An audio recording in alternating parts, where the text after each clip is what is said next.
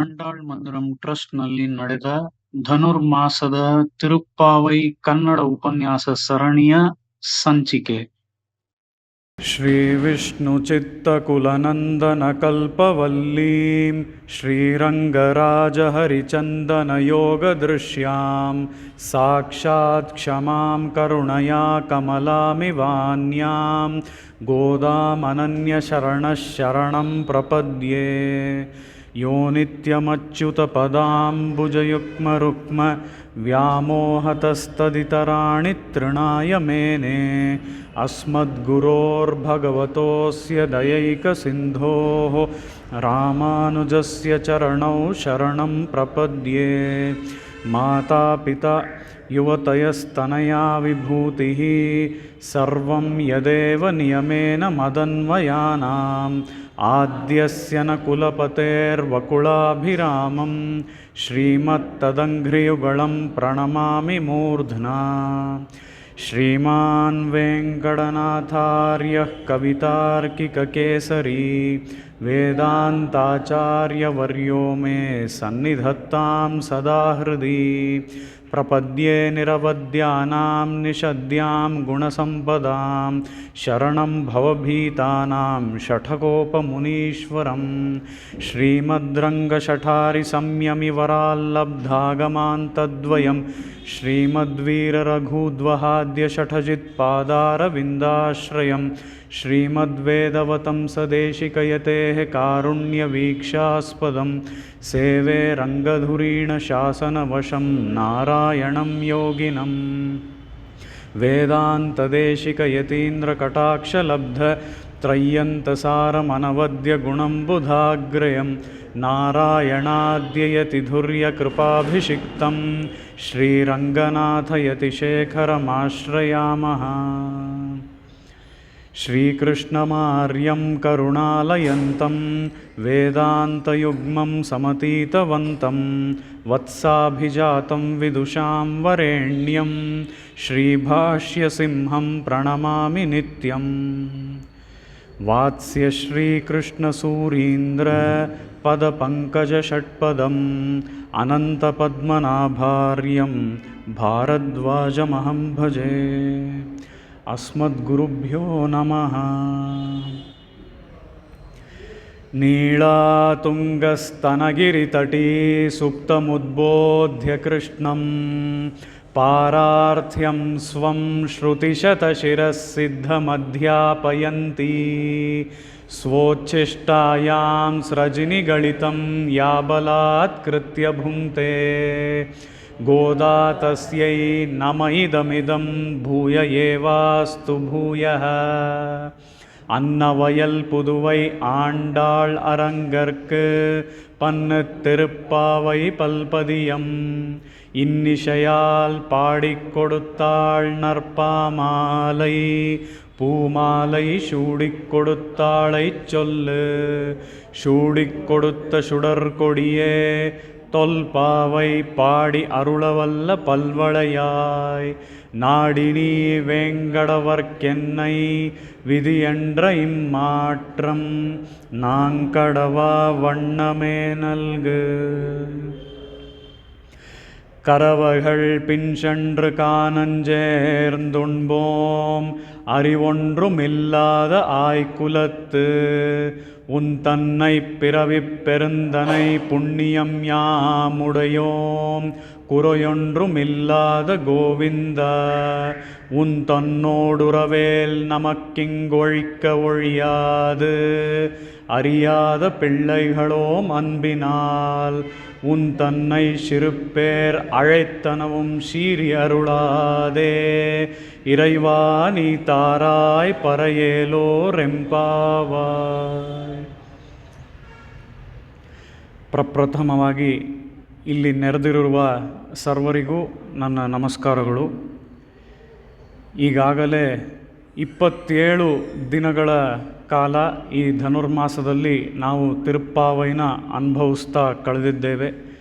ಆ ರೀತಿಯಲ್ಲಿ ತಾವೆಲ್ಲರೂ ಬೆಳಗ್ಗೆಯೂ ಸಹ ಪಾಲ್ಗೊಂಡು ಗೋಷ್ಠಿಯನ್ನು ಶೋಭಿಸೋ ಹಾಗೆ ಆ ತಿರುಪ್ಪಾವೈ ಅನುಸಂಧಾನಗಳನ್ನು ಪಾರಾಯಣಗಳನ್ನು ಎಲ್ಲ ಮಾಡ್ತಾಯಿದ್ದೀರಾ. ತಮಗೆಲ್ಲರಿಗೂ ನನ್ನ ಧನ್ಯವಾದಗಳು. ಅದರೊಂದಿಗೆ ಸಂಜೆ ವೇಳೆ ಸಾಯಂಕಾಲವೂ ಸಹ ನನ್ನ ಉಪನ್ಯಾಸಕ್ಕೆ ಬಂದು ನನಗೆ ಪ್ರೋತ್ಸಾಹ ಮತ್ತು ಬೆಂಬಲವನ್ನು ಸತತವಾಗಿ ಕೊಡ್ತಾ ಬರ್ತಾ ಇದ್ದೀರಾ. ತಮಗೆಲ್ಲರಿಗೂ ಮತ್ತೊಮ್ಮೆ ನನ್ನ ಧನ್ಯವಾದಗಳು. ಆ ರೀತಿಯಲ್ಲಿ ಈಗಾಗಲೇ ನಾವು 27 ಪಾಶುರಗಳನ್ನು ನೋಡಿದ್ದೇವೆ ಈ ಧನುರ್ಮಾಸದಲ್ಲಿ, ಈ ತಿರುಪ್ಪಾವೈನಲ್ಲಿ. ಆ 27 ಪಾಶುರದಲ್ಲಿ ನೆನ್ನೆಯ ಪಾಶುರದಲ್ಲಿ ನಮಗೇನು ತಿಳಿಯಿತು ಅಂತ ಅಂದರೆ, 26ನೇ ಪಾಶುರದಲ್ಲಿ ಕೆಲವೊಂದು ಪದಾರ್ಥಗಳನ್ನೆಲ್ಲ ಲಿಸ್ಟ್ ಔಟ್ ಮಾಡಿ ಗೋದಾದೇವಿ ನನಗೆ ಇದಿದೆ ಬೇಕು ಅಂತ ಹೇಳಿ ಕೇಳ್ತಾಳೆ. ಶಂಕಂಗಳ್ ಕೊಡಿಯೇ ವಿತಾನಮೆ ಅಂತ ಹೇಳಿ ಅವಳು ಒಂದಷ್ಟು ಐಟಮ್ಸ್ನ ಲಿಸ್ಟ್ ಔಟ್ ಮಾಡಿ ಕೇಳ್ತಾಳೆ.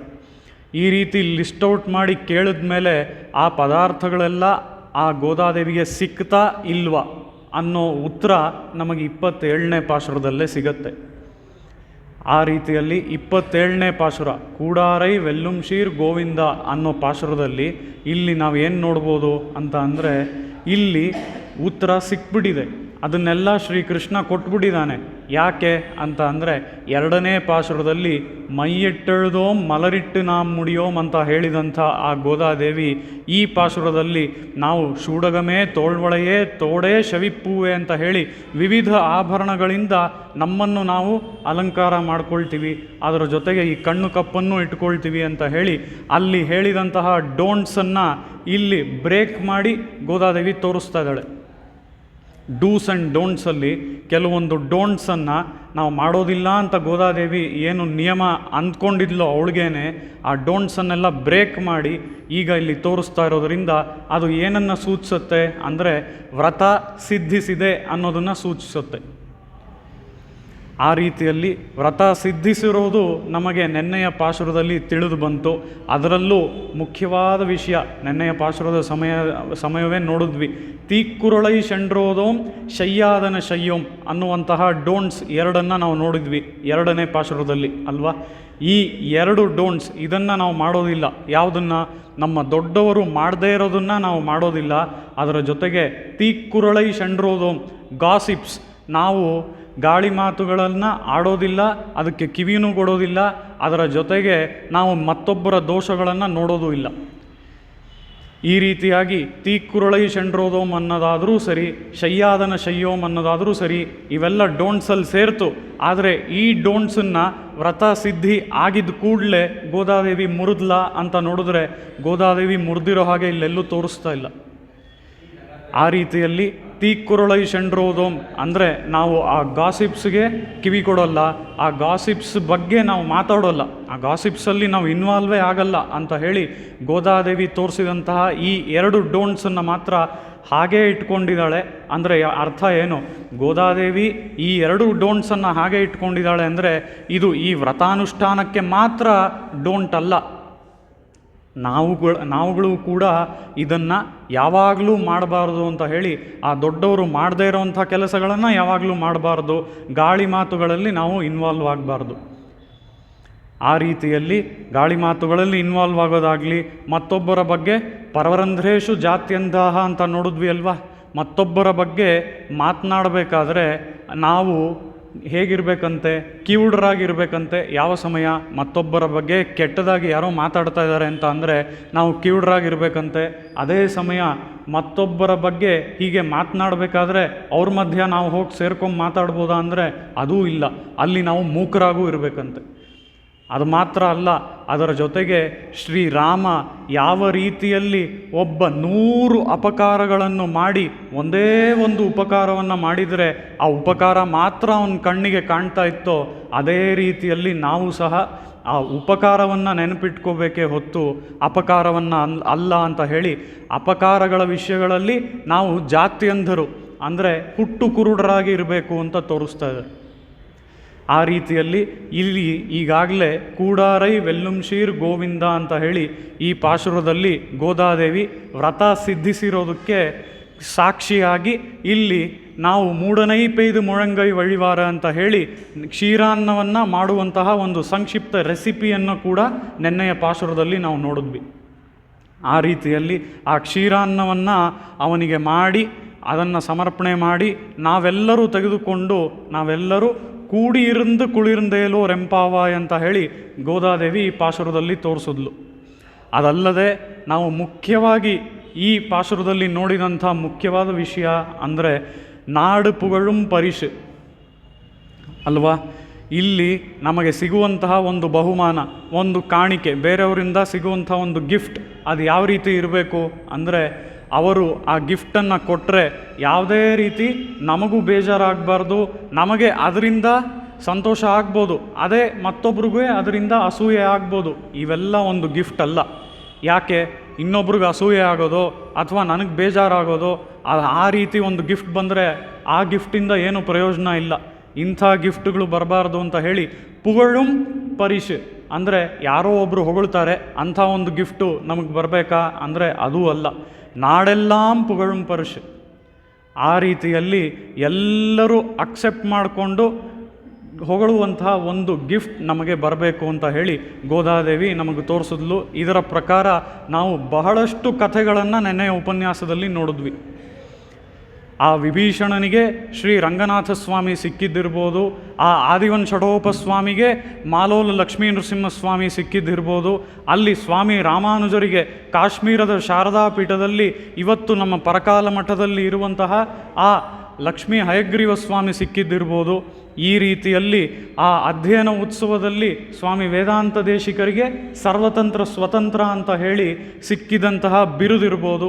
ಇವೆಲ್ಲ ಎಂಥ ಗಿಫ್ಟ್ಸು ಅಂತ ಅಂದರೆ ಇವೆಲ್ಲ ನಾಡು ಪುಗಳುಂ ಪರಿಷ್ ಅಂತ ಹೇಳಿ ನೆನ್ನೆ ವಿವರವಾಗಿ ಇದಕ್ಕೆ ಇಂಥ ವಿವಿಧ ಕಥೆಗಳನ್ನೆಲ್ಲ ನಾವು ನೋಡಿದ್ವಿ. ಅದರ ಜೊತೆಗೆ ಇಲ್ಲಿ ಗೋದಾದೇವಿ ತೋರಿಸ್ತಾ ಇರುವಂಥ ಒಂದು ವಿಶೇಷವಾದ ಅಂಶ ಏನು ಅಂದರೆ ಕೂಡಾರೈ ವೆಲ್ಲುಂ ಶೀರ್ ಗೋವಿಂದ ಅಂದರೆ ಏನರ್ಥ ಅಂದರೆ ಸೇರಿಸದೇ ಇರೋದನ್ನು ಅಂದರೆ ಸೇರದೇ ಇರೋದನ್ನು ಸೇರಿಸುವಂಥ ಶಕ್ತಿ ಉಳ್ಳವನು. ಅದರ ಜೊತೆಗೆ ಸೇರದೆ ಯಾರಾದರೂ ಇಬ್ಬರು ಇರ್ತಾರೆ, ಜಗಳವಾಡ್ತಾ ಇರ್ತಾರೆ, ಅವರಿಬ್ಬರು ಸೇರೋದೇ ಇಲ್ಲ ಅಂತ ಅಂದರೆ ಅವರನ್ನು ಸೇರಿಸೋನು. ಯಾಕೆ ಅಂದರೆ ಅದನ್ನೇ ಇಲ್ಲಿ ಕೊನೆ ಲೈನ್ನಲ್ಲಿ ಗೋದಾದೇವಿ ಹಾಡ್ತಾ ಇರೋದು. ಕೂಡಾರೈ ವೆಲ್ಲುಂ ಶೀರ್ ಗೋವಿಂದ, ಸೇರದೇ ಇರೋರು ಇರ್ತಾರೆ, ಆದರೆ ಅವ್ರನ್ನೆಲ್ಲ ಸೇರಿಸುವಂಥ ಶಕ್ತಿ ನಿನಗಿದೆ. ಅದಕ್ಕೆ ಈಗೇನು ಕೂಡಿ ಇருந்து ಕುಳಿರ್ಂದೇಲೋ ರೆಂಪಾವಾಯ್, ನಾವೆಲ್ಲರೂ ಸೇರಿದ್ದೀವಿ ಅಂತ ಹೇಳಿ ಆ ಸೇರಿರೋದಕ್ಕೆ ಕಾರಣ ಏನು? ನೀನೇ ನಮ್ಮನ್ನೆಲ್ಲ ಸೇರಿಸ್ದೆ. ಈ ರೀತಿ ಸೇರಿಸದೇ ಇರೋರನ್ನೆಲ್ಲ ಸೇರಿಸೋನು ನೀನೇ ಅಂತ ಹೇಳಿ ಆ ಗೋವಿಂದ ಅಂತ ಹೇಳಿ ಆ ಗೋವಿಂದ ಅನ್ನುವಂತಹ ತಿರುನಾಮದ ವಿಶೇಷತೆಯನ್ನು ಸಹ ನೆನ್ನೆ ನೋಡಿದ್ವಿ. ಮೊದಲಿಗೆ ನಾವು ಎದ್ದ ಕೂಡಲೇ ಬೆಳಗ್ಗಿನ ಸಮಯದಲ್ಲಿ ಹೇಳಬೇಕಾಗಿರುವಂಥ ತಿರುನಾಮ ಹರಿನಾಮ ಅಲ್ವಾ. ಮಿನಿಮಮ್ ಕನಿಷ್ಠ ಪಕ್ಷ ಒಂದು 7 ಬಾರಿ ಆದರೂ ಅದನ್ನು ಎದ್ದ ಕೂಡಲೇ ಹೇಳಬೇಕು ಅಂತ ಹೇಳಿ ನಮ್ಮ ಆಚಾರ್ಯರು ತೋರಿಸ್ತಾರೆ. ಆ ರೀತಿಯಲ್ಲಿ ರಜನಿ ವಿಗಮ ಕಾಲೇ ರಾಮಗಾಥಾಂ ಪಠಂತಹ ಅಂತ ಹೇಳಿ ಯಾವ ರೀತಿ ಆ ದಂಡಕಾರಣ್ಯದಲ್ಲಿ ಆ ಮಹರ್ಷಿಗಳು ಎದ್ದ ಕೂಡಲೇ ಆ ರಾಮಗಾಥಾಂ ರಾಮಾಯಣವನ್ನು ಅವರು ಪಾರಾಯಣ ಮಾಡ್ತಾಯಿದ್ರು, ಅದೇ ರೀತಿಯಲ್ಲಿ ಎದ್ದ ಕೂಡಲೇ ನಾವು ರಾಮಾಯಣ ಪಾರಾಯಣ ಎಲ್ಲ ಮಾಡೋದಕ್ಕಾಗದೇ ಇದ್ರೂ ಪರವಾಗಿಲ್ಲ, ಹರಿ ಅನ್ನುವಂತಹ ಈ 2 ಅಕ್ಷರದ ಪದವನ್ನು ಕನಿಷ್ಠ ಪಕ್ಷ 7 ಬಾರಿ ಆದರೂ ಹೇಳಬೇಕು. ಆ ರೀತಿಯಲ್ಲಿ ಎದ್ದ ಕೂಡಲೇ ಹೇಳಬೇಕಾಗಿರುವಂಥ ತಿರುನಾಮ ಹರಿ ಅನ್ನುವಂಥದ್ದು. ಅದನ್ನು ಗೋದಾದೇವಿ ತನ್ನ 6ನೇ ಪಾಶುರದಲ್ಲಿ ಮೆಲ್ಲ ಎഴുந்து ಹರಿಯಂಡ್ರ ಪೇರರವಂ ಅಂತ ತೋರಿಸಿದ್ಲು. ಅದೇ 7ನೇ ಪಾಶುರದಲ್ಲಿ ತೋರಿಸಿರುವಂಥ ತಿರುನಾಮ ಯಾವುದು? ಕೇಶವನೈ ಪಾಡವಂ ನೀ ಕೇಟೇ ಕಿಡತ್ತೀಯೋ ಅಂತ ಹೇಳಿ ಅಲ್ಲಿ ಕೇಶವ ತಿರುನಾಮವನ್ನು ತೋರಿಸಿದ್ಲು ಗೋದಾದೇವಿ. ಈ ಕೇಶವ ತಿರುನಾಮವನ್ನು ನಾವು ಯಾವಾಗ ಹೇಳಬೇಕು ಅಂದರೆ ಮನೆಯಿಂದ ಹೊರಡಬೇಕಾದ್ರೆ ಟಾಟಾ ಬೈ ಎಲ್ಲ ಹೇಳಿಬಿಟ್ಟು ನಂತರ ಕೇಶವ ಕೇಶವ ಕೇಶವ ಅಂತ ಹೇಳೋದು, ಅಥವಾ ಕೇಶವಾಯ ನಮಃ ಕೇಶವಾಯ ನಮಃ ಕೇಶವಾಯ ನಮಃ ಅಂತ ಹೇಳಿಕೊಂಡು ಹೊರಡುವಂಥ ಒಂದು ಅಭ್ಯಾಸವನ್ನು ನಮ್ಮ ದೊಡ್ಡವರು ಆಚಾರ್ಯರು ನಮಗೆ ತೋರಿಸಿದ್ದಾರೆ. ಆ ರೀತಿಯಲ್ಲಿ ಬೆಳಗ್ಗೆ ಎದ್ದ ಕೂಡಲೇ ಹೇಳುವಂಥ ತಿರುನಾಮ ಹರಿ ಅನ್ನುವಂಥ ತಿರುನಾಮ. ನಂತರ ಮನೆಯಿಂದ ಹೊರಡಬೇಕಾದ್ರೆ ಹೇಳುವಂಥ ತಿರುನಾಮ ಕೇಶವ. ಆ ಆರ್ಡರ್ನಲ್ಲೇ ಈ ರಚನೆ ಆಗಿದೆ ನೋಡಿ. 6ರಲ್ಲಿ ಹರಿ ಅಂತ ಗೋದಾದೇವಿ ಹೇಳಿದ್ಲು, 7ನೇ ಪಾಶುರದಲ್ಲಿ ಕೇಶವ ಅಂತ ಹೇಳಿದ್ಲು, ಅದಾದಮೇಲೆ 27ನೇ ಪಾಶುರದಲ್ಲಿ ಗೋವಿಂದ ಅಂತ ಹೇಳಿದ್ಲು. ಭುಂಜಯ ಚಿಂತನ್ ಗೋವಿಂದಂ ಅಂತ ಹೇಳಿ ಸ್ವಾಮಿ ದೇಶಿಕರು ಹೇಳ್ತಾರೆ. ಆ ರೀತಿಯಲ್ಲಿ ಭುಂಜನ್ ಚಿಂತೆಯ ಗೋವಿಂದ ಅಂತ ಹೇಳಿದ್ರೆ ಯಾವಾಗ ನಾವು ಊಟ ಮಾಡ್ತೀವೋ ಆ ಊಟ ಮಾಡುವಂತಹ ಸಮಯದಲ್ಲಿ ನಾವು ನೆನಪಿಸ್ಕೊಳ್ಬೇಕಾಗಿರೋದು ಆ ಗೋವಿಂದ ತಿರುನಾಮವನ್ನು ಹೇಳಿ ಊಟ ಮಾಡಬೇಕು.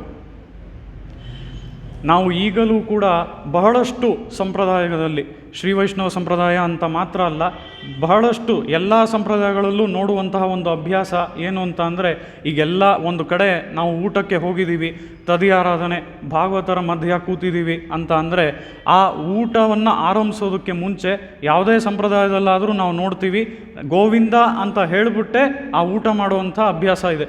ನಮ್ಮಲ್ಲೂ ಕೂಡ ಪರಿಶೇಷಣೆ ಮಾಡಾದ್ಮೇಲೆ ಗೋವಿಂದಾಯ ನಮಃ ಅಂತ ಹೇಳಿಬಿಟ್ಟೆ ನಾವು ಊಟ ಮಾಡುವಂಥ ಅಭ್ಯಾಸ ಇದೆ. ಆ ರೀತಿಯಲ್ಲಿ ಇಲ್ಲಿ ಗೋವಿಂದ ಅನ್ನುವಂಥ ತಿರುನಾಮ ಆ ಊಟ ಮಾಡುವಂತಹ ಸಮಯದಲ್ಲಿ ನಾವು ಹೇಳಬೇಕು ಅನ್ನೋದನ್ನು ನಮ್ಮ ಆಚಾರ್ಯರು ಯಾವ ರೀತಿ ತೋರಿಸಿದ್ದಾರೋ ಅದೇ ರೀತಿಯಲ್ಲಿ ಮೊದಲಿಗೆ ಹರಿ ಆಯಿತು 6ನೇ ಪಾಶುರದಲ್ಲಿ, ನಂತರ ಕೇಶವ ಆಯಿತು 7ನೇ ಪಾಶುರದಲ್ಲಿ, ಈಗ 27ನೇ ಪಾಶುರದಲ್ಲಿ ಗೋವಿಂದ ತಿರುನಾಮದ ಬಗ್ಗೆ ಗೋದಾದೇವಿ ಹೇಳ್ತಾಳೆ. ಇಲ್ಲಿ ಮತ್ತೊಂದು ವಿಶೇಷ ಏನು, ಈ 27ನೇ ಪಾಶುರದಲ್ಲೇ ಗೋದಾದೇವಿ ಏನಕ್ಕೆ ಹೇಳಬೇಕು ಅಂತ ಅಂದರೆ, ಇಷ್ಟು ದಿನಗಳ ಕಾಲ ಅವಳು ವ್ರತಾನುಷ್ಠಾನದಲ್ಲಿ ಇದ್ಲು. ಅದರಲ್ಲಿ ಅವಳು ಹೇಳಿದ್ಲು ನೈಯುಣ್ಣೋಮ್ ಪಾಲುಣ್ಣೋಮ್ ಅಂತ ಹೇಳಿದ್ಲು.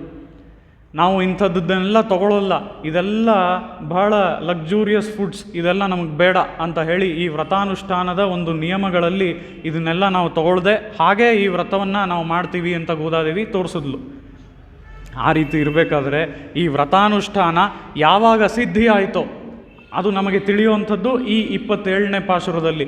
ಆ ಸಿದ್ಧಿಯಾಗಿದ್ದ ಕೂಡಲೇ ಗೋದಾದೇವಿ ಹೇಳ್ತಾಳೆ, ಮೂಢನೈ ಪೆಯ್ದು ಮುಳಂಗೈ ವಳಿವಾರ ಅಂತ ಹೇಳಿ ಆ ಪಾಲ್ ಶೋರ್ ಅನ್ನುವಂತಹ ಆ ಕ್ಷೀರಾನ್ನವನ್ನು ನಾವು ಹೇಗೆ ಮಾಡಬೇಕು ಅಂತ ಹೇಳಿ ತೋರಿಸ್ತಾಳಲ್ಲ, ಆಗ ಈ ಕ್ಷೀರಾನ್ನವನ್ನು ನಾವೆಲ್ಲರೂ ಸೇರಿ ಕೂಡಿರಿಂದ ಕುಳಿರ್ಂದೇಲೋರ್ ಎಂಪಾವಾಯ್ ನಾವೆಲ್ಲರೂ ಸೇರಿ ತಗೋಬೇಕಾದ್ರೆ ಆಗ ಹೇಳಬೇಕಾಗಿರುವಂತಹ ತಿರುನಾಮ ಗೋವಿಂದ. ಆ ರೀತಿಯಲ್ಲಿ ನಾವು ತಿನ್ನಬೇಕಾದ್ರೆ ಹೇಳಬೇಕಾಗಿರುವಂಥ ತಿರುನಾಮ ಗೋವಿಂದ ಅಂತ ಹೇಳಿ ಇಲ್ಲಿ ಕ್ಷೀರಾನ್ನವನ್ನು ಮಾಡುವಂಥ ಪಾಶುರದಲ್ಲೇ ಗೋದಾದೇವಿ ಗೋವಿಂದ ಅನ್ನುವಂಥ ತಿರುನಾಮವನ್ನು ತೋರಿಸ್ತಾಳೆ. ನೋಡಿ, ಎಂಥ ಉತ್ತಮವಾದ ರಚನೆ ಗೋದಾದೇವಿಯದ್ದು ಅಲ್ವಾ.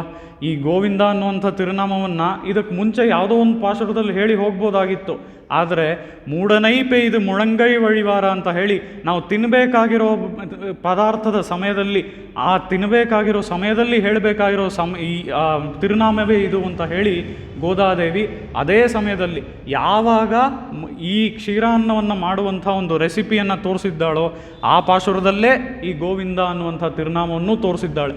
ಅದೇ ಈ ಗೋದಾದೇವಿಯ ರಚನೆಯ ಒಂದು ವೈಶಿಷ್ಟ್ಯ. ಆ ರೀತಿಯಲ್ಲಿ ನೋಡೋದಾದರೆ ನಿನ್ನೆ ಈ ಎಲ್ಲ ವಿಷಯಗಳನ್ನು ನಾವು ಈ 27ನೇ ಪಾಶುರಕ್ಕೆ ನೋಡಿದ್ದೇವೆ. ಇವತ್ತು ನಾವು ನೋಡಲಿರುವ ಪಾಶುರ ಕರವೈಗಳ್ ಪಿನ್ಷಂಡ್ರ್ ಕಾನಂಜೇರ್ ದುಣ್ಬೋಮ್ ಅಲ್ವಾ. ಇದಕ್ಕೂ ಹಾಸ್ಯಮಯವಾಗಿ ಒಂದು ಪ್ರಕರಣ ಹೇಳಬೇಕು ಅಂದರೆ, ಇದು ನಾನು ನೋಡಿರೋದು, ಸಾಮಾನ್ಯವಾಗಿ ಕೇಳಿರೋದು, ತಾವೆಲ್ಲ ಹಾಗಿಲ್ಲ ಅಂದರೆ ಒಳ್ಳೆಯದು. ಅದೇನು ಅಂತ ಅಂದರೆ, ನೆನ್ನೆ ಹೇಳಿದೆ ಅಲ್ವಾ, ಕೂಡಾರೈ ವೆಲ್ಲುಂ ಶೀರ್ ಗೋವಿಂದ ಅಂತ ಹೇಳಿ ಆ ವೆಲ್ಲು ಅನ್ನೋದನ್ನು ಬೆಲ್ಲ ಅಂದ್ಕೊಂಡು ಎಲ್ಲ ಸಕ್ಕರೆ ಪೊಂಗಲ್ ಮಾಡ್ತಾರೆ ನಮ್ಮ ಕರ್ನಾಟಕದ ಕಡೆ ಅಲ್ವಾ.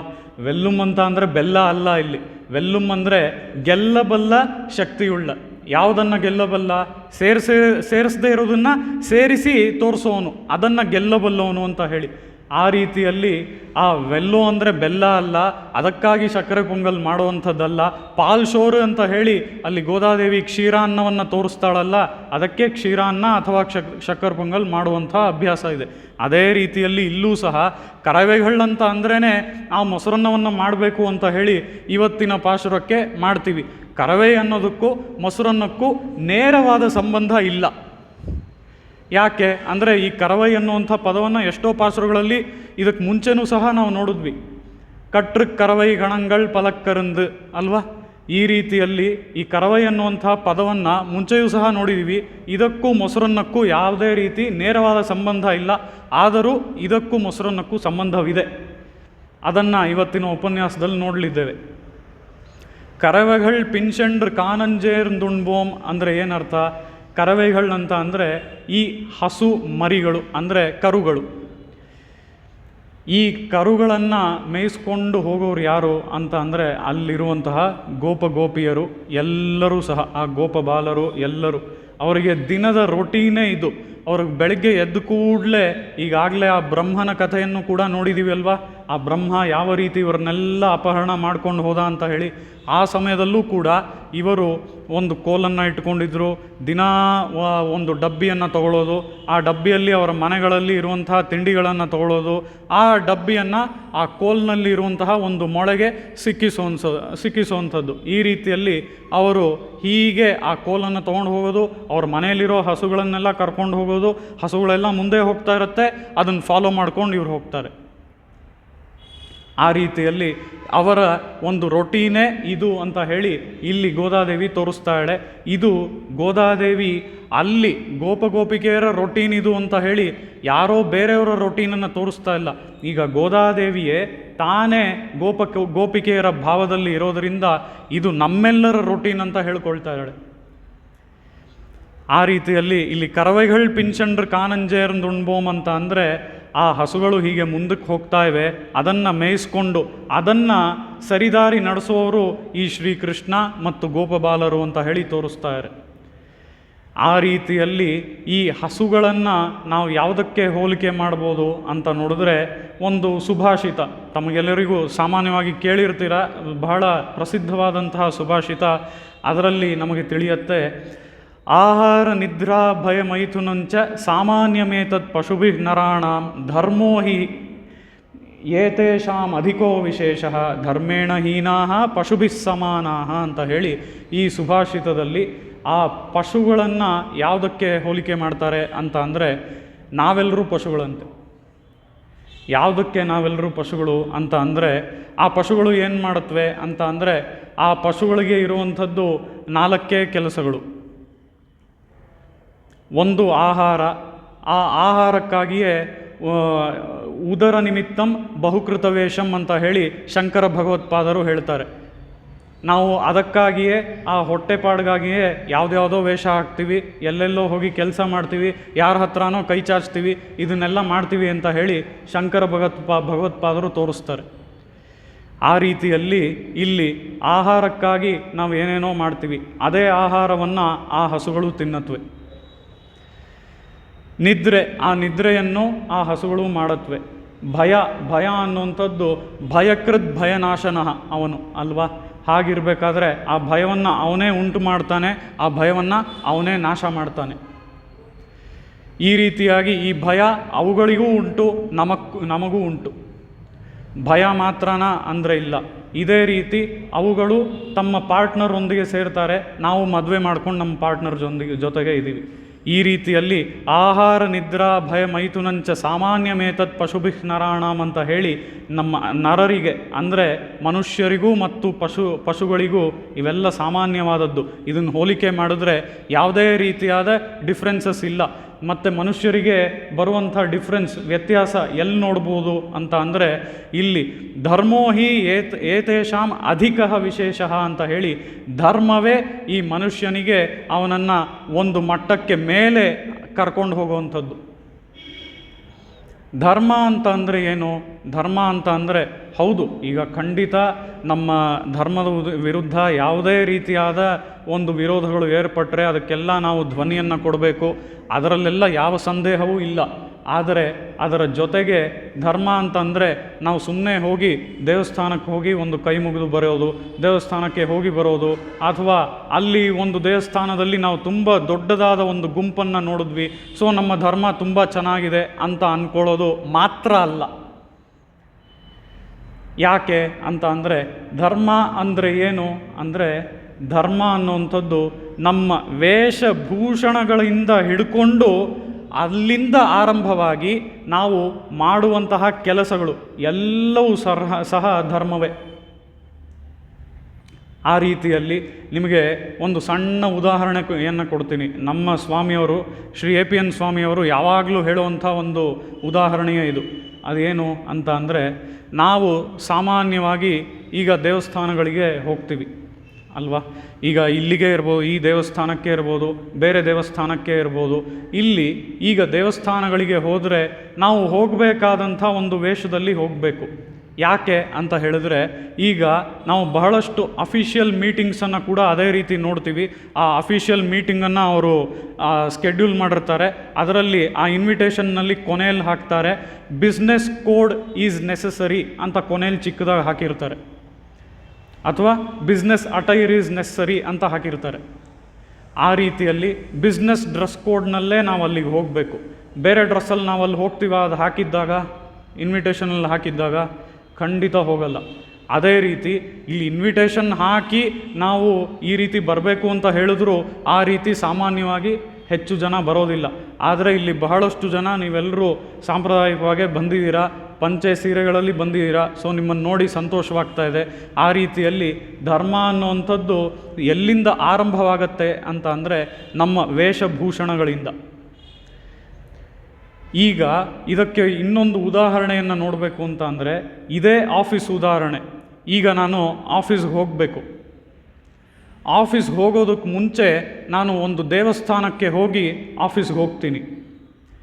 ಹೀಗಿರಬೇಕಾದ್ರೆ ದೇವಸ್ಥಾನಕ್ಕೆ ಹೋದಾಗ ಅಲ್ಲಿ ಏನೋ ಒಂದು ಮಾತಿಗೆ, ಉಪಚಾರಕ್ಕೆ ಅಲ್ಲಿರುವಂತಹ ಅರ್ಚಕರೋ ಯಾರೋ ಒಬ್ಬರು ಕೇಳಿದ್ರು ಅಂತ ಇಟ್ಕೋಣ, ಏನು ಸ್ವಾಮಿ ನೀವು ಹೀಗೆ ಬಂದ್ಬಿಟ್ಟಿದ್ದೀರಾ ಶರ್ಟು ಪ್ಯಾಂಟ್ನಲ್ಲಿ ಅಂತ ಕೇಳಿದ್ರೆ ನಾವು ಹೇಳ್ತೀವಿ, ನಾನು ಇನ್ನೇನು ಆಫೀಸ್ಗೆ ಹೋಗ್ತಾ ಇದ್ದೀನಿ, ಸ್ವಲ್ಪ ಟೈಮ್ ಆಗೋಯ್ತು, ಅದಕ್ಕೆ ದೇವ್ರನ್ನ ನಮಸ್ಕಾರ ಮಾಡ್ಕೊಂಡು ಹೋಗೋಣ ಅಂತ ಹೀಗೆ ಬಂದ್ಬಿಟ್ಟೆ ಅಂತ ಅಂತೀವಿ.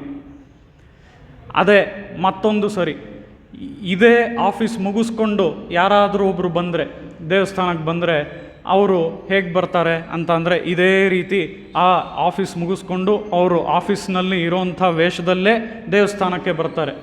ಆಗಲೂ ಸಹ ಮತ್ತೆ ಯಾರಾದರೂ ಕೇಳಿದ್ರೆ, ಇದೇನು ಸ್ವಾಮಿ ಹೀಗೆ ಬಂದಿದ್ದೀರಾ ಅಂತ ಕೇಳಿದ್ರೆ ಅವ್ರು ಹೇಳ್ತಾರೆ, ನಾ ಆಫೀಸಿಂದ ನೇರವಾಗಿ ಇಲ್ಲಿಗೆ ಬಂದ್ಬಿಟ್ಟೆ, ಅದಕ್ಕಾಗೆ ಈ ಡ್ರೆಸ್ಸಲ್ಲಿ ಬಂದೆ ಅಂತ ಹೇಳ್ತಾರೆ. ಹೌದೋ ಅಲ್ವೋ? ಇದನ್ನೇ ತಾನೇ ನೋಡ್ತೀವಿ ನಾವು ಇವತ್ತು. ಆದರೆ ಇದಕ್ಕೂ ಸಹ ಆಲ್ಟರ್ನೇಟಿವ್ಸ್ ಇದೆ. ಏನು ಆಲ್ಟರ್ನೇಟಿವ್ಸ್ ಅಂತ ಅಂದರೆ, ನಾವೀಗ ಬೆಳಗ್ಗೆ ದೇವಸ್ಥಾನಕ್ಕೆ ಹೋಗಿ ಆಫೀಸ್ಗೆ ಹೋಗಬೇಕು ಅಂತ ಅಂದರೆ, ದೇವಸ್ಥಾನಕ್ಕೆ ಹೋಗಬೇಕಾದ್ರೆ ಹೇಗೆ ಹೋಗಬೇಕೋ ಆ ಒಂದು ವೇಷಭೂಷಣದಲ್ಲೇ ನಾವು ಹೋಗ್ಬೋದು. ಹೋಗಿ ನಂತರ ಏನು ಮಾಡ್ಬೋದು ಅಂತ ಅಂದರೆ, ಅಲ್ಲೇ ಯಾವುದೋ ಒಂದು ಮೂಲೆಯಲ್ಲಿ ನಾವು ಆಫೀಸ್ಗೆ ಹೋಗೋದಕ್ಕೆ ಮುಂಚೆ ನಮ್ಮ ಆಫೀಸ್ ಡ್ರೆಸ್ಗೆ ನಾವು ಅಲ್ಲೇ ಚೇಂಜ್ ಮಾಡಿಕೊಂಡು ಆಫೀಸಿಗೆ ಹೊರಡ್ಬೋದು. ಈ ಒಂದು ಆಲ್ಟರ್ನೇಟಿವ್ ಇದೆಯಾ ಇಲ್ವಾ? ಇದನ್ನು ನಾವು ಮಾಡೋದಕ್ಕೆ ಸಾಧ್ಯನಾ ಇಲ್ವಾ? ನೀವೇ ಹೇಳಿ ಅಲ್ವಾ? ಈ ಒಂದು ಆಲ್ಟರ್ನೇಟಿವ್ ಖಂಡಿತ ಇದೆ. ಅಲ್ಲೇ ಒಂದು ಮೂಲೆಯಲ್ಲಿ ನಾವು ಒಂದು ಮೂಲೆಯಲ್ಲಿ ಡ್ರೆಸ್ಸನ್ನು ಚೇಂಜ್ ಮಾಡ್ಕೊಂಡು ಆಫೀಸ್ಗೆ ಹೊರಡ್ಬೋದು. ಹೀಗಿರಬೇಕಾದ್ರೆ ಈ ನಿಯಮಗಳನ್ನು ನಾವು ಆದಷ್ಟು ಪಾಲಿಸೋದಕ್ಕೆ ಪ್ರಯತ್ನ ಪಟ್ಟರೇನೆ ಆಗಲೇ ನಮಗೆ ಗೊತ್ತಾಗೋದು ಈ ರೀತಿಯಾದ ಒಂದು ಧರ್ಮ ಅಂದರೆ ನಿಜವಾಗ್ಲೂ ಏನು ಅಂತ ತಿಳಿಯುತ್ತೆ. ಆ ರೀತಿಯಲ್ಲಿ ಆಫೀಸ್ಗೆ ನಾವು ಅಲ್ಲೇ ಮೂಲೆಯಲ್ಲಿ ಎಲ್ಲಾದರೂ ನಿಂತ್ಕೊಂಡು ಚೇಂಜ್ ಮಾಡ್ಕೊಂಡು ಹೋಗ್ಬೋದು. ಅದೇ ರೀತಿಯಲ್ಲಿ ಸಂಜೆ ಬರಬೇಕಾದ್ರೂ ಆಫೀಸಿಂದ ಅದೇ ಬಟ್ಟೆಯಲ್ಲಿ ಬಂದರೂ ಸಹ ಅಲ್ಲೇ ಒಂದು ಮೂಲೆಯಲ್ಲಿ ಆ ಬಟ್ಟೆನ ಬದಲಾಯಿಸ್ಕೊಂಡು ನಂತರ ದೇವಸ್ಥಾನಕ್ಕೆ ಹೇಗೆ ಬರಬೇಕೋ ಹಾಗೆ ಬರ್ಬೋದು. ಈ ಒಂದು ಆಪ್ಷನ್ ಇಲ್ಲವೇ ಇಲ್ವಾ? ಅಥವಾ ಇದನ್ನು ನಮ್ಮ ಪಾಲನೆ ಮಾಡೋದಕ್ಕೆ ಆಗಲ್ವಾ? ಭಾಳ ಕಷ್ಟವಾದದ್ದ ಇದು? ಹಾಗೆಲ್ಲ ಏನಿಲ್ಲ. ಖಂಡಿತವಾಗ್ಲೂ ನಾವು ಮನಸ್ಸು ಮಾಡಿದ್ರೆ ಪಾಲನೆ ಮಾಡ್ಬೋದು. ಒಂದು ಬಟ್ಟೆಯನ್ನು ಆಫೀಸಿಗೆ ತೊಗೊಂಡು ಹೋಗಿ ಆ ಬಟ್ಟೆನ ತೊಗೊಂಬಂದು ಅಲ್ಲೇ ನಾವು ಒಂದು ಕಡೆ ಎಲ್ಲಾದರೂ ಬದಲಾಯಿಸ್ಕೊಂಡು ಹಾಗೆ ಹೇಗೆ ದೇವಸ್ಥಾನಕ್ಕೆ ಬರಬೇಕೋ ಹಾಗೆ ಬರ್ಬೋದು ಅಲ್ವಾ? ಇದರಲ್ಲೇನು ಅಂಥ ದೊಡ್ಡ ಕಷ್ಟ ಇಲ್ಲ. ಅದೇ ಒಂದು ರಿವರ್ಸ್ ಕೇಸ್ ನೋಡಿದ್ರೆ, ನಾವು ರಿವರ್ಸ್ ಕೇಸ್ ಅಂದರೆ ಏನು ಅಂದರೆ, ಈಗ ನಾವು ಆಫೀಸ್ಗೆ ಹೋಗಬೇಕು, ಬೆಳಗ್ಗೆ ದೇವಸ್ಥಾನಕ್ಕೆ ಬಂದಿದ್ದೀವಿ. ಯಾರೋ ತುಂಬ ಒಳ್ಳೆ ಬುದ್ಧಿಯಿಂದ ಅನ್ಕೋಣ, ಇವತ್ತು ಯಾರನ್ನೂ ನಾವು ಆ ರೀತಿ ನೋಡೋದಕ್ಕಾಗೋದಿಲ್ಲ. ಯಾರೋ ತುಂಬ ಒಳ್ಳೆ ಬುದ್ಧಿಯಿಂದ ದೇವಸ್ಥಾನಕ್ಕೆ ಬರ್ತಾರೆ ಆಫೀಸ್ಗೆ ಹೋಗೋದಕ್ಕೆ ಮುಂಚೆ. ಅವರು ಈ ರೀತಿಯಲ್ಲಿ ದೇವಸ್ಥಾನಕ್ಕೆ ಯಾವ ರೀತಿ ಹೋಗಬೇಕೋ ಆ ರೀತಿಯೇ ಬರ್ತಾರೆ. ಹಾಗೆ ಬಂದವರು ಆಮೇಲೆ ಆಫೀಸ್ಗೆ ಹೋಗಬೇಕಲ್ಲ, ಅವಾಗ ಅವ್ರು ಏನು ಮಾಡ್ತಾರೆ, ಸುಮ್ಮನೆ ಉದಾಹರಣೆಗೆ ಇಟ್ಕೋಣ, ಅವರು ಅದೇ ಬಟ್ಟೆಯಲ್ಲಿ ದೇವಸ್ಥಾನಕ್ಕೆ ಯಾವ ವೇಷದಲ್ಲಿ ಬಂದರೋ ಅದೇ ವೇಷದಲ್ಲಿ ಅವರು ಆಫೀಸ್ಗೂ ಹೊರಟೋಗ್ತಾರೆ ಅಂತ ಇಟ್ಕೋಣ. ಯಾರೂ ಇವತ್ತು ಮಾಡೋದಿಲ್ಲ ಅದನ್ನು ಅಲ್ವಾ? ಹಾಗೆ ಸುಮ್ಮನೆ ಒಂದು ಅಸಂಪ್ಷನ್ ಇಟ್ಕೋಣ. ಹಾಗೆ ಆಫೀಸ್ಗೆ ಹೋದರೆ ಅಲ್ಲಿ ಆಫೀಸಲ್ಲಿರೋರು, ಏನು ಸ್ವಾಮಿ ನೀವು ಆಫೀಸ್ಗೆ ಈ ರೀತಿ ಬಂದಿದ್ದೀರಾ ಅಂತ ಕೇಳ್ತಾರೆ. ಖಂಡಿತ ಕೇಳ್ತಾರೆ, ಇಲ್ಲ ಅಂತ ಅಲ್ಲ. ಇನ್ನೂ ಅವರನ್ನು ರೇಗಿಸ್ಬೋದು, ಬಹಳ ಆಡ್ಕೊಳ್ಬೋದು, ಏನು ಬೇಕಾದರೂ ಮಾಡ್ಬೋದು. ಹೀಗೆಲ್ಲ ಇರಬೇಕಾದ್ರೆ ಅವರನ್ನು ಆಡ್ಕೊಂಡಾಗ ಅವರಿಗೆ ಏನು ತೋಚತ್ತೆ ಅಂದರೆ, ನಾನು ಈಗ ದೇವಸ್ಥಾನಕ್ಕೆ ಬಂದು ಹಿಂದಿನ ಕೇಸ್ನಲ್ಲಿ ನೋಡಿದ್ವಲ್ಲ, ನಾವು ಆಫೀಸ್ಗೆ ಹೋಗ್ತಾ ನಾ ಹಾಗೆ ಬಂದ್ಬಿಟ್ಟೆ ದೇವಸ್ಥಾನಕ್ಕೆ ಅಂತ ನಾವು ಉತ್ತರ ಹೇಳಿದ್ವಲ್ಲ, ಆ ಉತ್ತರ ನಾವು ಆಫೀಸಲ್ಲಿ ಕೊಡ್ತೀವ? ನಾವು ದೇವಸ್ಥಾನಕ್ಕೆ ಹೋಗಿ ಬಂದೆ, ಅದಕ್ಕೆ ಈ ವೇಷದಲ್ಲಿ ಬಂದೆ ಅಂತ ಆಫೀಸಲ್ಲಿ ಹೇಳ್ತೀವ ನಾವು? ಇಲ್ಲೇ ನಮ್ಮ ಧರ್ಮವನ್ನು ನಾವು ಬಿಟ್ಟಿರೋದು. ಆ ರೀತಿಯಲ್ಲಿ ನಮ್ಮ ಧರ್ಮವನ್ನು ನಾವು ಬಿಟ್ಟಿದ್ದೀವಿ ಅನ್ನೋದು ನಮಗೆ ತಿಳಿಬೇಕು ಅಂತ ಅಂದರೆ ಈ ರೀತಿ ನಮ್ಮ ವೇಷಭೂಷಣಗಳಿಂದ ಆರಂಭಿಸಿ ನಾವು ಮಾಡುವಂತಹ ಕರ್ಮಗಳವರೆಗೂ ಅದು ಆ ಧರ್ಮ ಅನ್ನೋದು ಬರುತ್ತೆ. ಆ ರೀತಿಯಲ್ಲಿ ನಾವು ಆ ಉತ್ತರವನ್ನು ಈ ದೇವಸ್ಥಾನದಲ್ಲಿ ಹೇಳ್ತೀವಿ. ಆಫೀಸ್ಗೆ ಹೋಗಬೇಕು, ಅದಕ್ಕೆ ಶರ್ಟ್ ಪ್ಯಾಂಟ್ನಲ್ಲಿ ಬಂದೆ ಅಂತ. ಇದೇ ಒಂದು ಪಂಚೆ ಉತ್ತರದಲ್ಲಿ ಆಫೀಸ್ಗೆ ಹೋಗ್ಬಿಟ್ಟು ನಾನು ದೇವಸ್ಥಾನದಿಂದ ಬಂದೆ ಅಂತ ಅಲ್ಲಿ ಹೋಗಿ ಉತ್ತರ ಹೇಳೋಕ್ಕಾಗತ್ತಾ? ಅಥವಾ ನಾವು ಯಾವತ್ತಾದರೂ ಉತ್ತರ ಹೇಳಿದ್ದೀವ ಆ ಥರ ಹೋಗಿ? ಹಾಗೆ ಮಾಡಬೇಕು ಅಂತ ನಾನು ಹೇಳ್ತಿಲ್ಲ. ಆದರೆ ಇಲ್ಲಿ ನಮಗೆ ಬದಲಾಯಿಸ್ಕೊಳ್ಳುವಂಥ ಒಂದು ಆಪ್ಷನ್ ಇರುತ್ತೆ. ಎಲ್ಲೋ ಮೂಲೆಯಲ್ಲಿ ನಿಂತ್ಕೊಂಡು ನಾವು ಬದಲಾಯಿಸ್ಕೊಂಡು ಆಮೇಲೆ ಹೋಗ್ಬೋದು. ಇದೇನು ದೊಡ್ಡ ವಿಷಯ ಅಲ್ಲ, ದೊಡ್ಡ ಕಷ್ಟ ಏನಲ್ಲ. ಆ ರೀತಿ ಬದಲಾಯಿಸ್ಕೊಂಡು ಹೋಗ್ಬೋದು. ಆಗಲೇ ನಮ್ಮ ಧರ್ಮ ಅಂತ ನಾವೇನು ಹೇಳ್ತಾ ಇದ್ದೀವಿ, ಧರ್ಮೋಹಿ ಏತೇಷಾಂ ಅಧಿಕಃ ಅಂತ ಇಲ್ಲಿ ತೋರಿಸ್ತಾ ಇದ್ದಾರಲ್ಲ ಈ ಸುಭಾಷಿತದಲ್ಲಿ, ಆ ಪಶುಗಳಿಗೂ ಮನುಷ್ಯರಿಗೂ ಇರುವಂಥ ಒಂದು ವ್ಯತ್ಯಾಸ, ಈ ಧರ್ಮವೇ ಒಂದು ಅಧಿಕ ವ್ಯತ್ಯಾಸ ಅಂತ ತೋರಿಸ್ತಾ ಇರೋ ರೀತಿಯಲ್ಲಿ ಇಲ್ಲಿ ಈ ಧರ್ಮವನ್ನು ಈ ರೀತಿಯಾಗಿ ವೇಷಭೂಷಣಗಳಿಂದ ಹಿಡಿದು ನಾವು ಮಾಡುವಂತಹ ಕರ್ಮಾನುಷ್ಠಾನಗಳವರೆಗೂ ಅದು ಹಾಗೇ ಎಕ್ಸ್ಟೆಂಡ್ ಆಗಬೇಕು. ಕರ್ಮಾನುಷ್ಠಾನ ಅಂದರೆ ಅಯ್ಯೋ ಇವರೇನು ಇಷ್ಟೊಂದು ದೊಡ್ಡ ದೊಡ್ಡ ಪದ ಎಲ್ಲ ಹೇಳ್ತಾ ಇದ್ದಾರಲ್ಲ ಅಂತ ಅನ್ಕೋಬೇಕಾಗಿಲ್ಲ.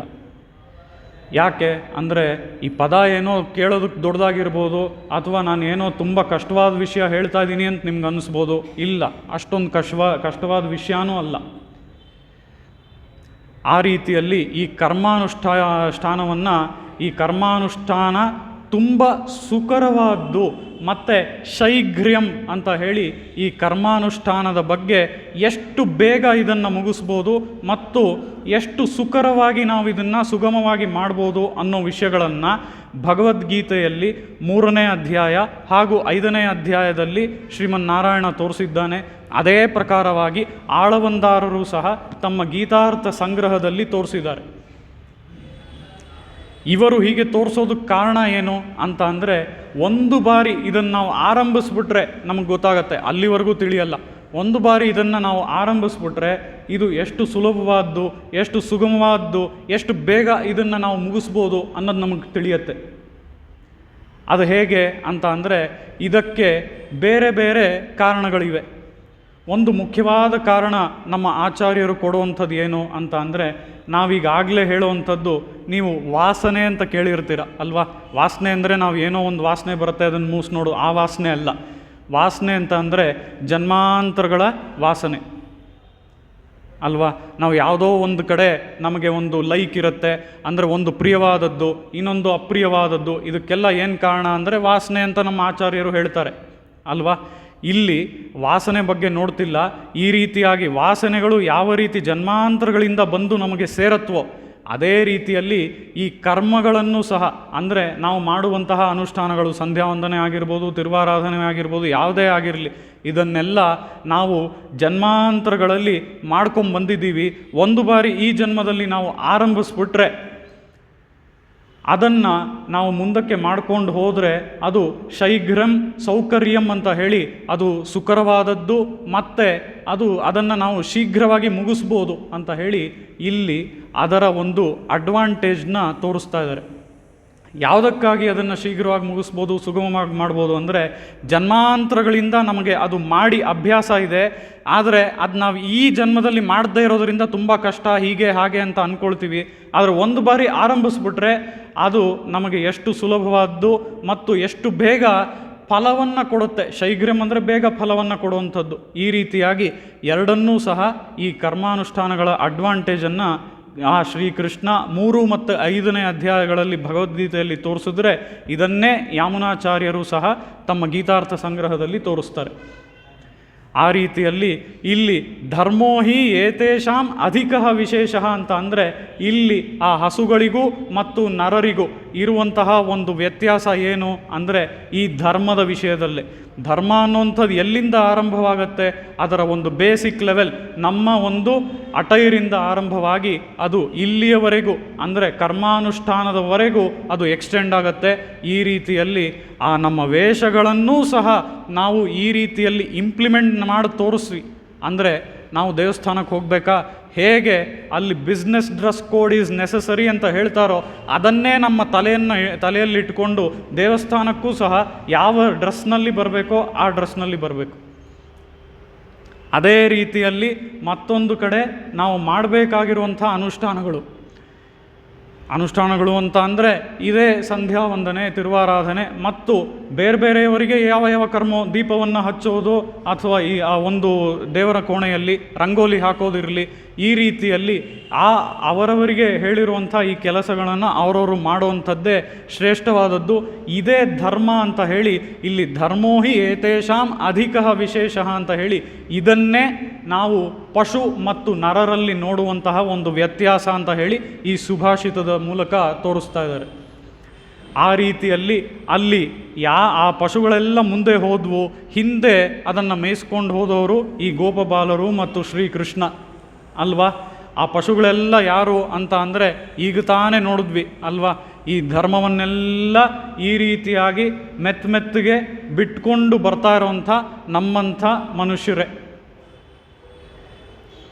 ಆ ರೀತಿಯಲ್ಲಿ ನಾವು ಕೂಡ ಈ ಪಶುಗಳಿಗೆ ಸಮಾನವಾಗ್ತಾ ಇದ್ದೇವೆ. ಈ ಧರ್ಮವನ್ನು ಬಿಟ್ಟು ಅನ್ನೋದನ್ನು ಅರಿತು ಆ ಪಶುಗಳಿಗೆ ಸಮಾನರಾಗದೆ ಮನುಷ್ಯರಾಗಿ ಧರ್ಮ ಅಂತ ಅಂದರೆ ಏನು ಅಂತ ಅರಿತುಕೊಂಡು ಆ ಧರ್ಮದ ಮಾರ್ಗದಲ್ಲಿ ನಾವು ನಡಿಬೇಕು. ಆ ರೀತಿಯಲ್ಲಿ ಇಲ್ಲಿ ಕರವೆಗಳ್ ಪಿಂಚಂಡ್ರ್ ಕಾನಂಜೇರ್ ದುಣ್ಬೋಮ್ ಅಂತ ಹೇಳಿ ಆ ಹಸುಗಳ ಹಿಂದೆ ಈ ಗೋಪಿಯರು ಎಲ್ಲರೂ ಹೋದ್ರಂತೆ. ಯಾವುದಕ್ಕಾಗಿ ಹೋದರು ಅಂದರೆ ಅವುಗಳೆಲ್ಲ ಆ ಹುಲ್ಲುಗಳನ್ನು ಮೇಯ್ತಾ ಇವೆ. ಆ ಸಮಯದಲ್ಲಿ ಈ ಹುಡುಗರು ಆಟ ಆಡ್ತಾ ಇದ್ದಾರೆ. ಆ ರೀತಿಯಲ್ಲಿ ಇಲ್ಲಿ ಅವರು ಒಂದು ಹಾಫ್ ಡೇಯನ್ನು ಕಳೆದ್ರು. ಕರವೆಗಳ್ ಪಿಂಚಂಡ್ರ್ ಕಾನಂಜೇರ್ ದುಣ್ಬೋಮ್. ಕಾನನ್ ಅಂದರೆ ಕಾನನ ಅಲ್ವಾ. ಕಾನನ ಅಂದರೆ ಏನು? ಕಾಡು ಅಲ್ವಾ. ಆ ಕಾಡಿಗೆ ಯಾರು ಹೋಗಿದ್ದು? ಈ ಗೋಪಿಗೆಯರು ಮತ್ತು ಆ ಆಯರ್ಪಾಡಿಯಲ್ಲಿ ಇರುವಂತಹ ಎಲ್ಲರೂ ಹೋದರು. ಈಗ ಇಲ್ಲಿ ಗೋಪಿಕೆಯರಾಗಿ ಯಾರಿದ್ದಾರೆ ಅಂದರೆ ಆ ಗೋದಾದೇವಿ ಸಖಿಯರು ಗೋಪಿಕೆಯರಾಗೇ ಇದ್ದಾರೆ. ಇವರೆಲ್ಲರೂ ಆ ಹಸುಗಳ ಹಿಂದೆ ಹೋದರು. ಆ ಹಸುಗಳು ಅಲ್ಲಿ ಮೇಯ್ತಾ ಇದ್ವು, ಹುಲ್ಲನ್ನು ಮೇಯ್ತಾ ಇದ್ವು. ಹೀಗೆ ಸಮಯ ಕಳೆದು ಹಾಫ್ ಡೇ ಆಗೋಯ್ತು. ಹಾಫ್ ಡೇ ಆದ ಮೇಲೆ ನಮಗೆಲ್ಲರಿಗೂ ಆಫೀಸಲ್ಲಿ ಬರೋ ರೀತಿಯೇ ಇವರಿಗೂ ಸಹ ಲಂಚ್ ಬ್ರೇಕ್ ಬಂತು. ಆ ಲಂಚ್ ಬ್ರೇಕ್ ಸಮಯದಲ್ಲಿ ಇವರೆಲ್ಲ ಏನು ಮಾಡಿದ್ರು ಅಂದರೆ ನಿಮಗೆಲ್ಲರಿಗೂ ಗೊತ್ತಿರೋ ವಿಷಯನೇ, ಇದನ್ನು ಈಗಾಗಲೇ ಹಿಂದಿನ ಉಪನ್ಯಾಸಗಳಲ್ಲೂ ನೋಡಿದ್ದೇವೆ. ಅವರೆಲ್ಲರೂ ಕೋಲನ್ನು ತಂದಿದ್ರು. ಆ ಕೋಲಲ್ಲಿ ಒಂದು ಮೊಳೆ, ಆ ಮೊಳೆಗೆ ಒಂದು ಬಟ್ಟೆ, ಆ ಬಟ್ಟೆಯಲ್ಲಿ ಒಂದು ಡಬ್ಬಿ, ಆ ಡಬ್ಬಿಯಲ್ಲಿ ಅವರವರ ಮನೆಯಲ್ಲಿ ಮಾಡಿರುವಂತಹ ತಿಂಡಿಗಳು, ಇದನ್ನೆಲ್ಲ ಅವರು ತೊಗೊಂಬರ್ತಾಯಿದ್ರು. ಕರವೆಗಳ್ ಪಿಂಚಂಡ್ರ್ ಕಾನಂಜೇರ್ ದುಣ್ಬೋಮ್. ಈ ತಿಂಡಿಗಳನ್ನೆಲ್ಲ ತೊಗೊಂಬರ್ತಾಯಿದ್ರು. ಈ ರೀತಿ ಎಲ್ಲ ಹುಡುಗರು ಬರ್ತಾಯಿದ್ರು.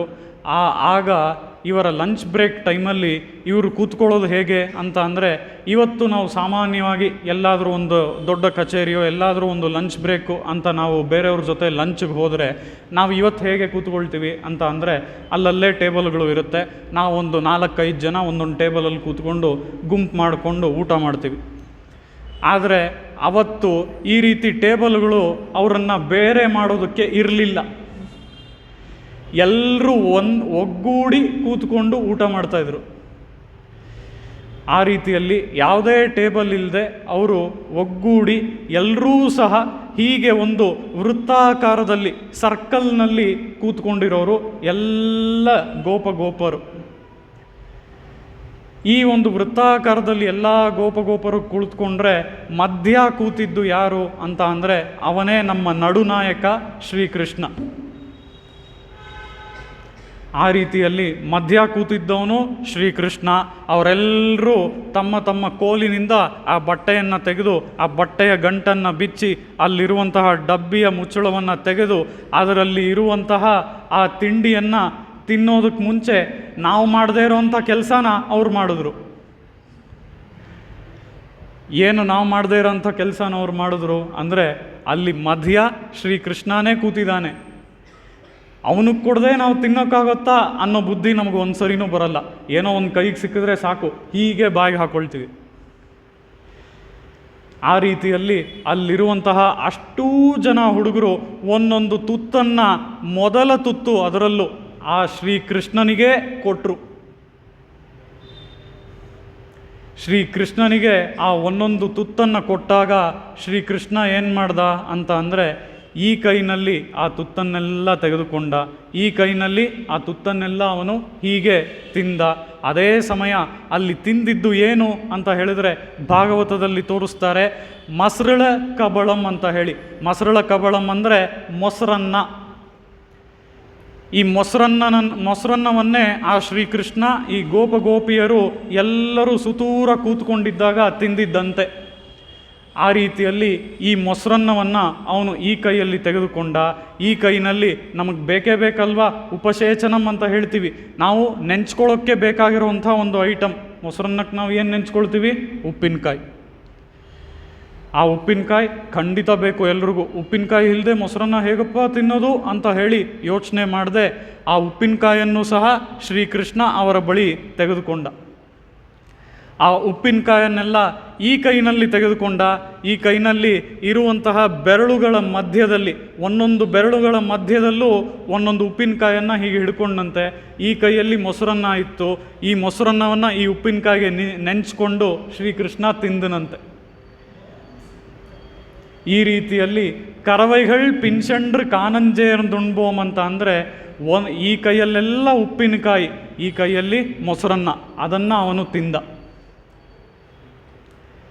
ಅದೇ ರೀತಿಯಲ್ಲಿ ನಮ್ಮ ನರಸಿಂಹಸ್ವಾಮಿಯನ್ನು ನಾವು ನೋಡೋದಾದರೆ, ಆ ನರಸಿಂಹಸ್ವಾಮಿಯ ಒಂದು ಪ್ರಳಯ ಕಾಲದಲ್ಲಿ ಅವನ ಒಂದು ಅವತಾರ ಹೇಗಿರುತ್ತೆ ಅಂತ ಹೇಳಿ ಮಂತ್ರರಾಜ ಪದಸ್ತೋತ್ರದಲ್ಲಿ ಪರಮಶಿವ ಹೇಳಬೇಕಾದ್ರೆ ಮೃತ್ಯುಂ ನಮಾಮ್ಯಹಂ ಅಂತ ಹೇಳ್ತಾನೆ.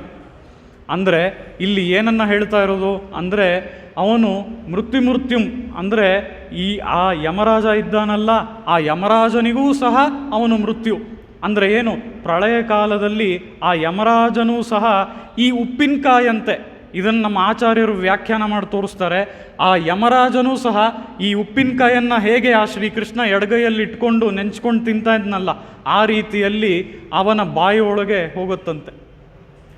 ಉಪ್ಪಿನಕಾಯಿ ಹೋಗೋ ರೀತಿಯಲ್ಲಿ ಆ ಯಮರಾಜ ಅವನ ಬಾಯಿಯೊಳಗೆ ಹೋಗ್ತಾನೆ. ಇನ್ಮೇಲೆ ಉಪ್ಪಿನಕಾಯಿ ತಿನ್ನಬೇಕಾದ್ರೆ ಎಲ್ಲ ಆ ಯಮರಾಜ ಜ್ಞಾಪಕ ಬರಬೇಕು, ಶ್ರೀಕೃಷ್ಣ ಜ್ಞಾಪಕ ಬರಬೇಕು.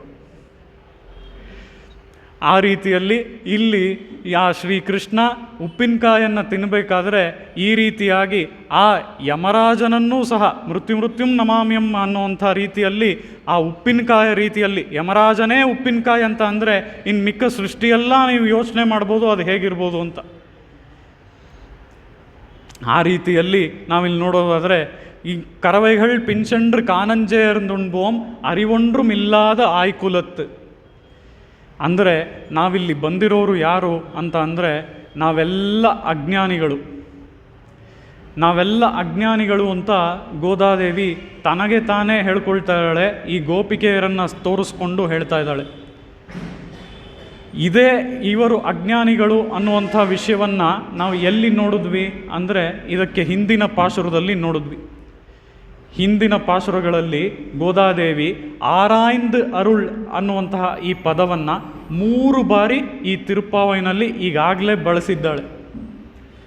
ಈ ಆರಾಯ್ந்து ಅರುಳ್ ಅನ್ನೋದಕ್ಕೆ ಒಂದು ವಿಶೇಷವಾದ ಅರ್ಥವನ್ನು ನೋಡುವಂತಹ ಸಮಯದಲ್ಲಿ ನಾವು ಈ ಅರ್ಥವನ್ನು ನೋಡಿದ್ವಿ. ಏನು ಅಂದರೆ, ಗೋಪಿಕೆಯರಾಗಿ ಬಂದಿರುವಂಥ ನಾವೆಲ್ಲರೂ ಅಜ್ಞಾನಿಗಳು. ನಾನು ನಿಮ್ಮ ಬಳಿ ಅಂದರೆ ಶ್ರೀಕೃಷ್ಣ ನಿನ್ನ ಬಳಿ ಬಂದು ನಾನು ಏನೇನೋ ಕೇಳಿಬಿಡ್ತೀನಿ, ಯಾಕಂದರೆ ನಾವೆಲ್ಲ ಅಜ್ಞಾನಿಗಳು, ನೀನು ಅದನ್ನೆಲ್ಲ ಹಾಗೇ ಕೊಟ್ಬಿಡ್ಬೇಡ. ಯಾಕೆ? ಆರಾಯ್ந்து ಅರುಳ್, ನಾವು ಅಜ್ಞಾನಿಗಳಾಗಿದ್ದರಿಂದ ನಾವು ಏನು ಕೇಳ್ತೀವಿ ಅನ್ನೋದು ನನಗೆ ಗೊತ್ತಿಲ್ಲ. ಆ ರೀತಿಯಲ್ಲಿ ನಾವು ಕೇಳೋದನ್ನೆಲ್ಲ ನೀ ಕೊಟ್ಬಿಡ್ಬೇಡ.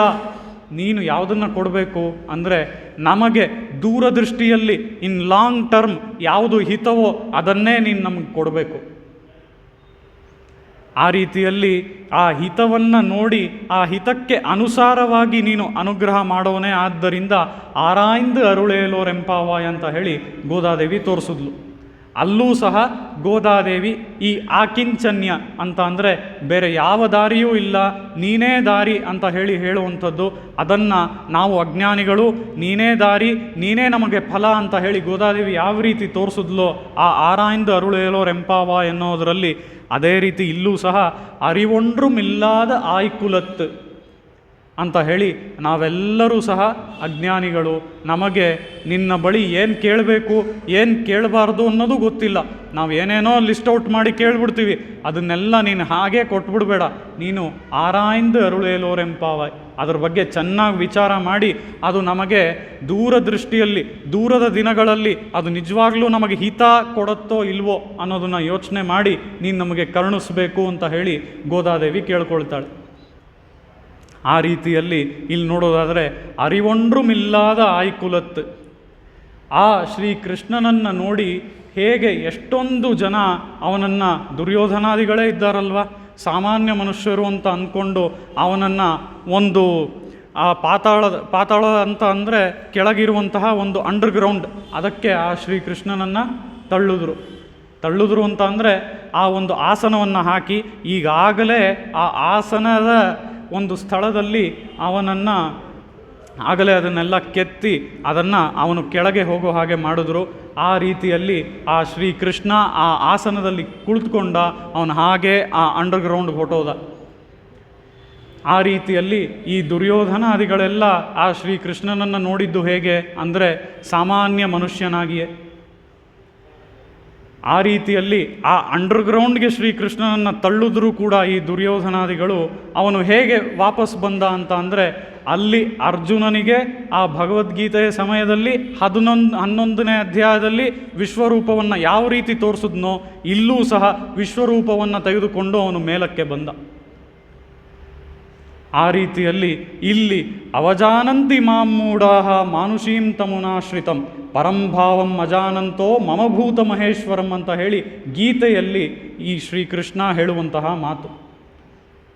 ಅವಜಾನಂತಿ ಮಾಂ ಮೂಢಾಃ, ಇಲ್ಲಿರುವಂತಹ ದುರ್ಯೋಧನಾದಿಗಳಂತೆ ಇರುವಂತಹ ಎಲ್ಲರೂ ಕೂಡ ಅವರು ನನ್ನನ್ನು ಸರಿಯಾಗಿ ತಿಳ್ಕೊಂಡಿಲ್ಲ. ಅವರು ನನ್ನನ್ನು ಏನು ಅಂದ್ಕೊಂಡಿದ್ದಾರೆ ಅಂತ ಅಂದರೆ ಅವರಂತೆಯೇ ಇರುವಂಥ ಮತ್ತೊಬ್ಬ ಮನುಷ್ಯ ನಾನು ಅಂತ ಅಂದ್ಕೊಂಡ್ಬಿಟ್ಟಿದ್ದಾರೆ. ಮಾನುಷೀಂ ತನುಮಾಶ್ರಿತಂ, ಅವರಂತೆ ಇರುವಂಥ ಇನ್ನೊಬ್ಬ ಮನುಷ್ಯ ಅಂತ ಅಂದ್ಕೊಂಡು ಅಂತೆ ಇರುವಂಥ ಮನುಷ್ಯರಿಗೂ ಸಹ ಇಂಥ ತೊಂದರೆಗಳನ್ನು ಅವ್ರು ಮಾಡಬಾರ್ದು, ಆದರೂ ಅಂಥ ಮನುಷ್ಯರಿಗೂ ತೊಂದರೆಗಳನ್ನು ಕೊಡ್ತಾ ಇದ್ದಾರೆ, ಅದೇ ರೀತಿ ನನಗೂ ಸಹ ಅಂಥ ತೊಂದರೆಗಳನ್ನು ಮಾಡ್ತಾ ಇದ್ದಾರೆ. ಪರಂಭಾವಂ ಅಜಾನಂತೋ ಮಮಭೂತ ಮಹೇಶ್ವರಂ ಅಂತ ಹೇಳಿ ಇಲ್ಲಿ ನನ್ನ ಒಂದು ಪರತ್ವವನ್ನು ಅವರು ತಿಳ್ಕೊಂಡಿಲ್ಲ. ಆ ಪರತ್ವವನ್ನು ತಿಳ್ಕೊಳ್ಳದೆ ಅವರು ನನ್ನ ಬಳಿ ಈ ರೀತಿಯಾಗಿ ವರ್ತನೆ ಮಾಡ್ತಾ ಇದ್ದಾರೆ ಅಂತ ಹೇಳಿ ಶ್ರೀಕೃಷ್ಣನೇ ಭಗವದ್ಗೀತೆಯಲ್ಲಿ ಹೇಳುವಂತಹ ಮಾತು. ಆ ರೀತಿಯಲ್ಲಿ ಇಲ್ಲಿ ಪರತ್ವವನ್ನು ತಿಳ್ಕೊಳ್ಳದೆ ಹೋದರೂ ಪರವಾಗಿಲ್ಲ. ಯಾಕೆ ಅಂತ ಅಂದರೆ ಈಗಾಗಲೇ ಗೋವರ್ಧನೋದ್ಧಾರಣದ ಸಮಯದಲ್ಲಿ ನಾವು ನೋಡಿದ್ವಿ ಅಲ್ವಾ, ಕುಂಡ್ರು ಕುಡೆಯಾಯಿ ಎಡುತ್ತಾಯಿ ಗುಣಂ ಪೋಟ್ರಿ, ಅಲ್ಲೇನು ನೋಡಿದ್ವಿ ಅಂದರೆ ಅಲ್ಲಿದ್ದಂತಹ ಆ ಗೋಪಿಕೆಯರು ಎಲ್ಲರೂ ಸೇರಿಕೊಂಡು ಶ್ರೀಕೃಷ್ಣನು ತನ್ನ ಒಂದು ಕಿರುಬೆರಳಿನಿಂದ ಆ ಗೋವರ್ಧನಗಿರಿಯನ್ನು ಎತ್ತುತ್ತಾ ಇದ್ದಾನಲ್ಲ, ಅವನಿಗೆ ಹೋಗಿ ನಾವು ಸಹಾಯ ಮಾಡಬಾರ್ದಾ ಅಂತ ಹೇಳಿ ಅವರೆಲ್ಲರೂ ಸಹ ಅವ್ರ ಕೈಯಲ್ಲಿ ಏನೇನಾಗುತ್ತೋ ಒಂದು ಕಡ್ಡಿ ಕೋಲು ಏನೇನು ಸಿಗುತ್ತೋ ಅದನ್ನೆಲ್ಲ ಹೀಗೆ ಹಿಡ್ಕೊಂಡು ಸಪೋರ್ಟ್ ಮಾಡಿದ್ರಲ್ಲ ಆ ಶ್ರೀಕೃಷ್ಣನಿಗೆ. ಏನಕ್ಕೆ ಸಪೋರ್ಟ್ ಮಾಡಿದ್ರು ಅವರು ಅಂದರೆ ಅವರಿಗೂ ಸಹ ಶ್ರೀಕೃಷ್ಣನ ಪರತ್ವ ಅಲ್ಲಿಗೆ ಗೊತ್ತಿಲ್ಲ, ಅದಕ್ಕೆ ಸಪೋರ್ಟ್ ಮಾಡಿದ್ರು. ಆದರೆ ಆ ದುರ್ಯೋಧನನಿಗೂ ಇಲ್ಲಿರುವಂತಹ ಈ ಗೋಪಿಕೆಯರಿಗೂ ಇರುವಂಥ ವ್ಯತ್ಯಾಸ ಏನು? ದುರ್ಯೋಧನನಿಗೂ ಪರತ್ವ ಗೊತ್ತಿಲ್ಲ, ಆದರೆ ಇಲ್ಲಿರುವಂಥ ಗೋಪಿಕೆಯರಿಗೂ ಪರತ್ವ ಗೊತ್ತಿಲ್ಲ. ಆದರೆ ಇವರೆಲ್ಲರೂ ಇಲ್ಲಿರುವಂಥ ಗೋಪಿಕೆಯರು ಅವನನ್ನು ಕಿಚ್ಚು ಪಾಚು ಅನ್ನುವಂಥ ಒಂದು ಫ್ರೆಂಡ್ ರೀತಿಯಲ್ಲೇ ನೋಡ್ತಾ ಇದ್ದಾರೆ, ಸಖನಾಗೇ ನೋಡ್ತಾ ಇದ್ದಾರೆ. ಆದರೆ ಆ ದುರ್ಯೋಧನ ಈ ರೀತಿ ಆ ಶ್ರೀಕೃಷ್ಣನನ್ನು ನೋಡಲಿಲ್ಲ. ಇದೇ ಅವರಿಬ್ಬರಿಗೂ ಇರುವಂಥ ವ್ಯತ್ಯಾಸ. ಆ ರೀತಿಯಲ್ಲಿ ಅವಜಾನಂತಿ ಮಾಂ ಮೂಢಾಃ ಮಾನುಷೀಂ ತನುಮಾಶ್ರಿತಂ ಅಂತ ಅಂದರೆ ಇಲ್ಲಿ ಶ್ರೀಕೃಷ್ಣ ಹೇಳ್ತಾ ಇರೋದು ಅವರೆಲ್ಲರೂ ಸಹ ನನ್ನನ್ನು ಒಬ್ಬ ಸಾಮಾನ್ಯ ಮನುಷ್ಯನಾಗೇ ಅಂದ್ಕೊಂಡಿದ್ದಾರೆ, ಆದರೆ ನಾನು ನಿಜವಾಗ್ಲೂ ಆ ರೀತಿಯಲ್ಲಿಲ್ಲ. ನನ್ನ ಒಂದು ಸ್ಥಾನ, ನನ್ನ ಒಂದು ಪೊಸಿಷನ್ ಬೇರೆ ಎಲ್ಲೋ ಇದೆ, ಆದರೆ ಅವರುಗಳು ನನ್ನನ್ನು ಹಾಗೆ ನೋಡ್ತಾ ಇಲ್ಲ. ಅವರುಗಳು ಅಂತ ಹೇಳಿದ್ರೆ ಇಲ್ಲಿ ದುರ್ಯೋಧನಾದಿಗಳನ್ನು ಹೇಳ್ತಾ ಇದ್ದಾನೆ, ಅದರ ಜೊತೆಗೆ ಇಲ್ಲಿ ನಾಸ್ತಿಕರಿಗೂ ಕೂಡ ಇದು ಅಪ್ಲೈ ಆಗುತ್ತೆ. ಆ ರೀತಿಯಲ್ಲಿ ಇಲ್ಲಿ ಶ್ರೀಕೃಷ್ಣ ತನ್ನನ್ನು ಯಾವ ರೀತಿಯಲ್ಲಿ ಎಲ್ಲರೂ ನೋಡ್ತಾರೆ ಅಂತ ಹೇಳಿ ಇವತ್ತು ನಡೀತಾ ಇರೋವಂಥ ಒಂದು ಸಿನಾರಿಯೋನ ಅವತ್ತೇ ಅವನು ಭಗವದ್ಗೀತೆಯಲ್ಲಿ ಹೇಳಿದ್ದಾನೆ. அறிவொன்றுமில்லாத ஆய்குலத்து உன்தன்னை பிறவி பெருந்தனை புண்ணிಯಂ ಯಾಮುಡೆಯೋ. ಇದು ಬಹಳ ಮುಖ್ಯವಾದಂಥ ಒಂದು ವಿಷಯ. ಏನು ಅಂತ ಅಂದರೆ ಇಲ್ಲಿ ಗೋದಾದೇವಿ ಹೇಳ್ತಾ ಇರೋದು ಏನು, ನಾವುಗಳು ನಿನ್ನ ಒಂದು ಕುಲದಲ್ಲೇ ಹುಟ್ಟಿದ್ದೇವೆ. ನೀನು ಯಾವ ಕುಲದಲ್ಲಿ ಹುಟ್ಟಿದೆಯೋ ಅಂದರೆ ಈ ಆಯರ್ಪಾಡಿ ಅಲ್ವಾ, ಈ ಆಯರ್ಪಾಡಿ ಕುಲದಲ್ಲಿ ನೀನು ಅವತಾರ ಮಾಡಿದೆಯಾ, ಅದೇ ಕುಲದಲ್ಲಿ ನಾವು ಕೂಡ ಜನಿಸಿದ್ದೇವೆ.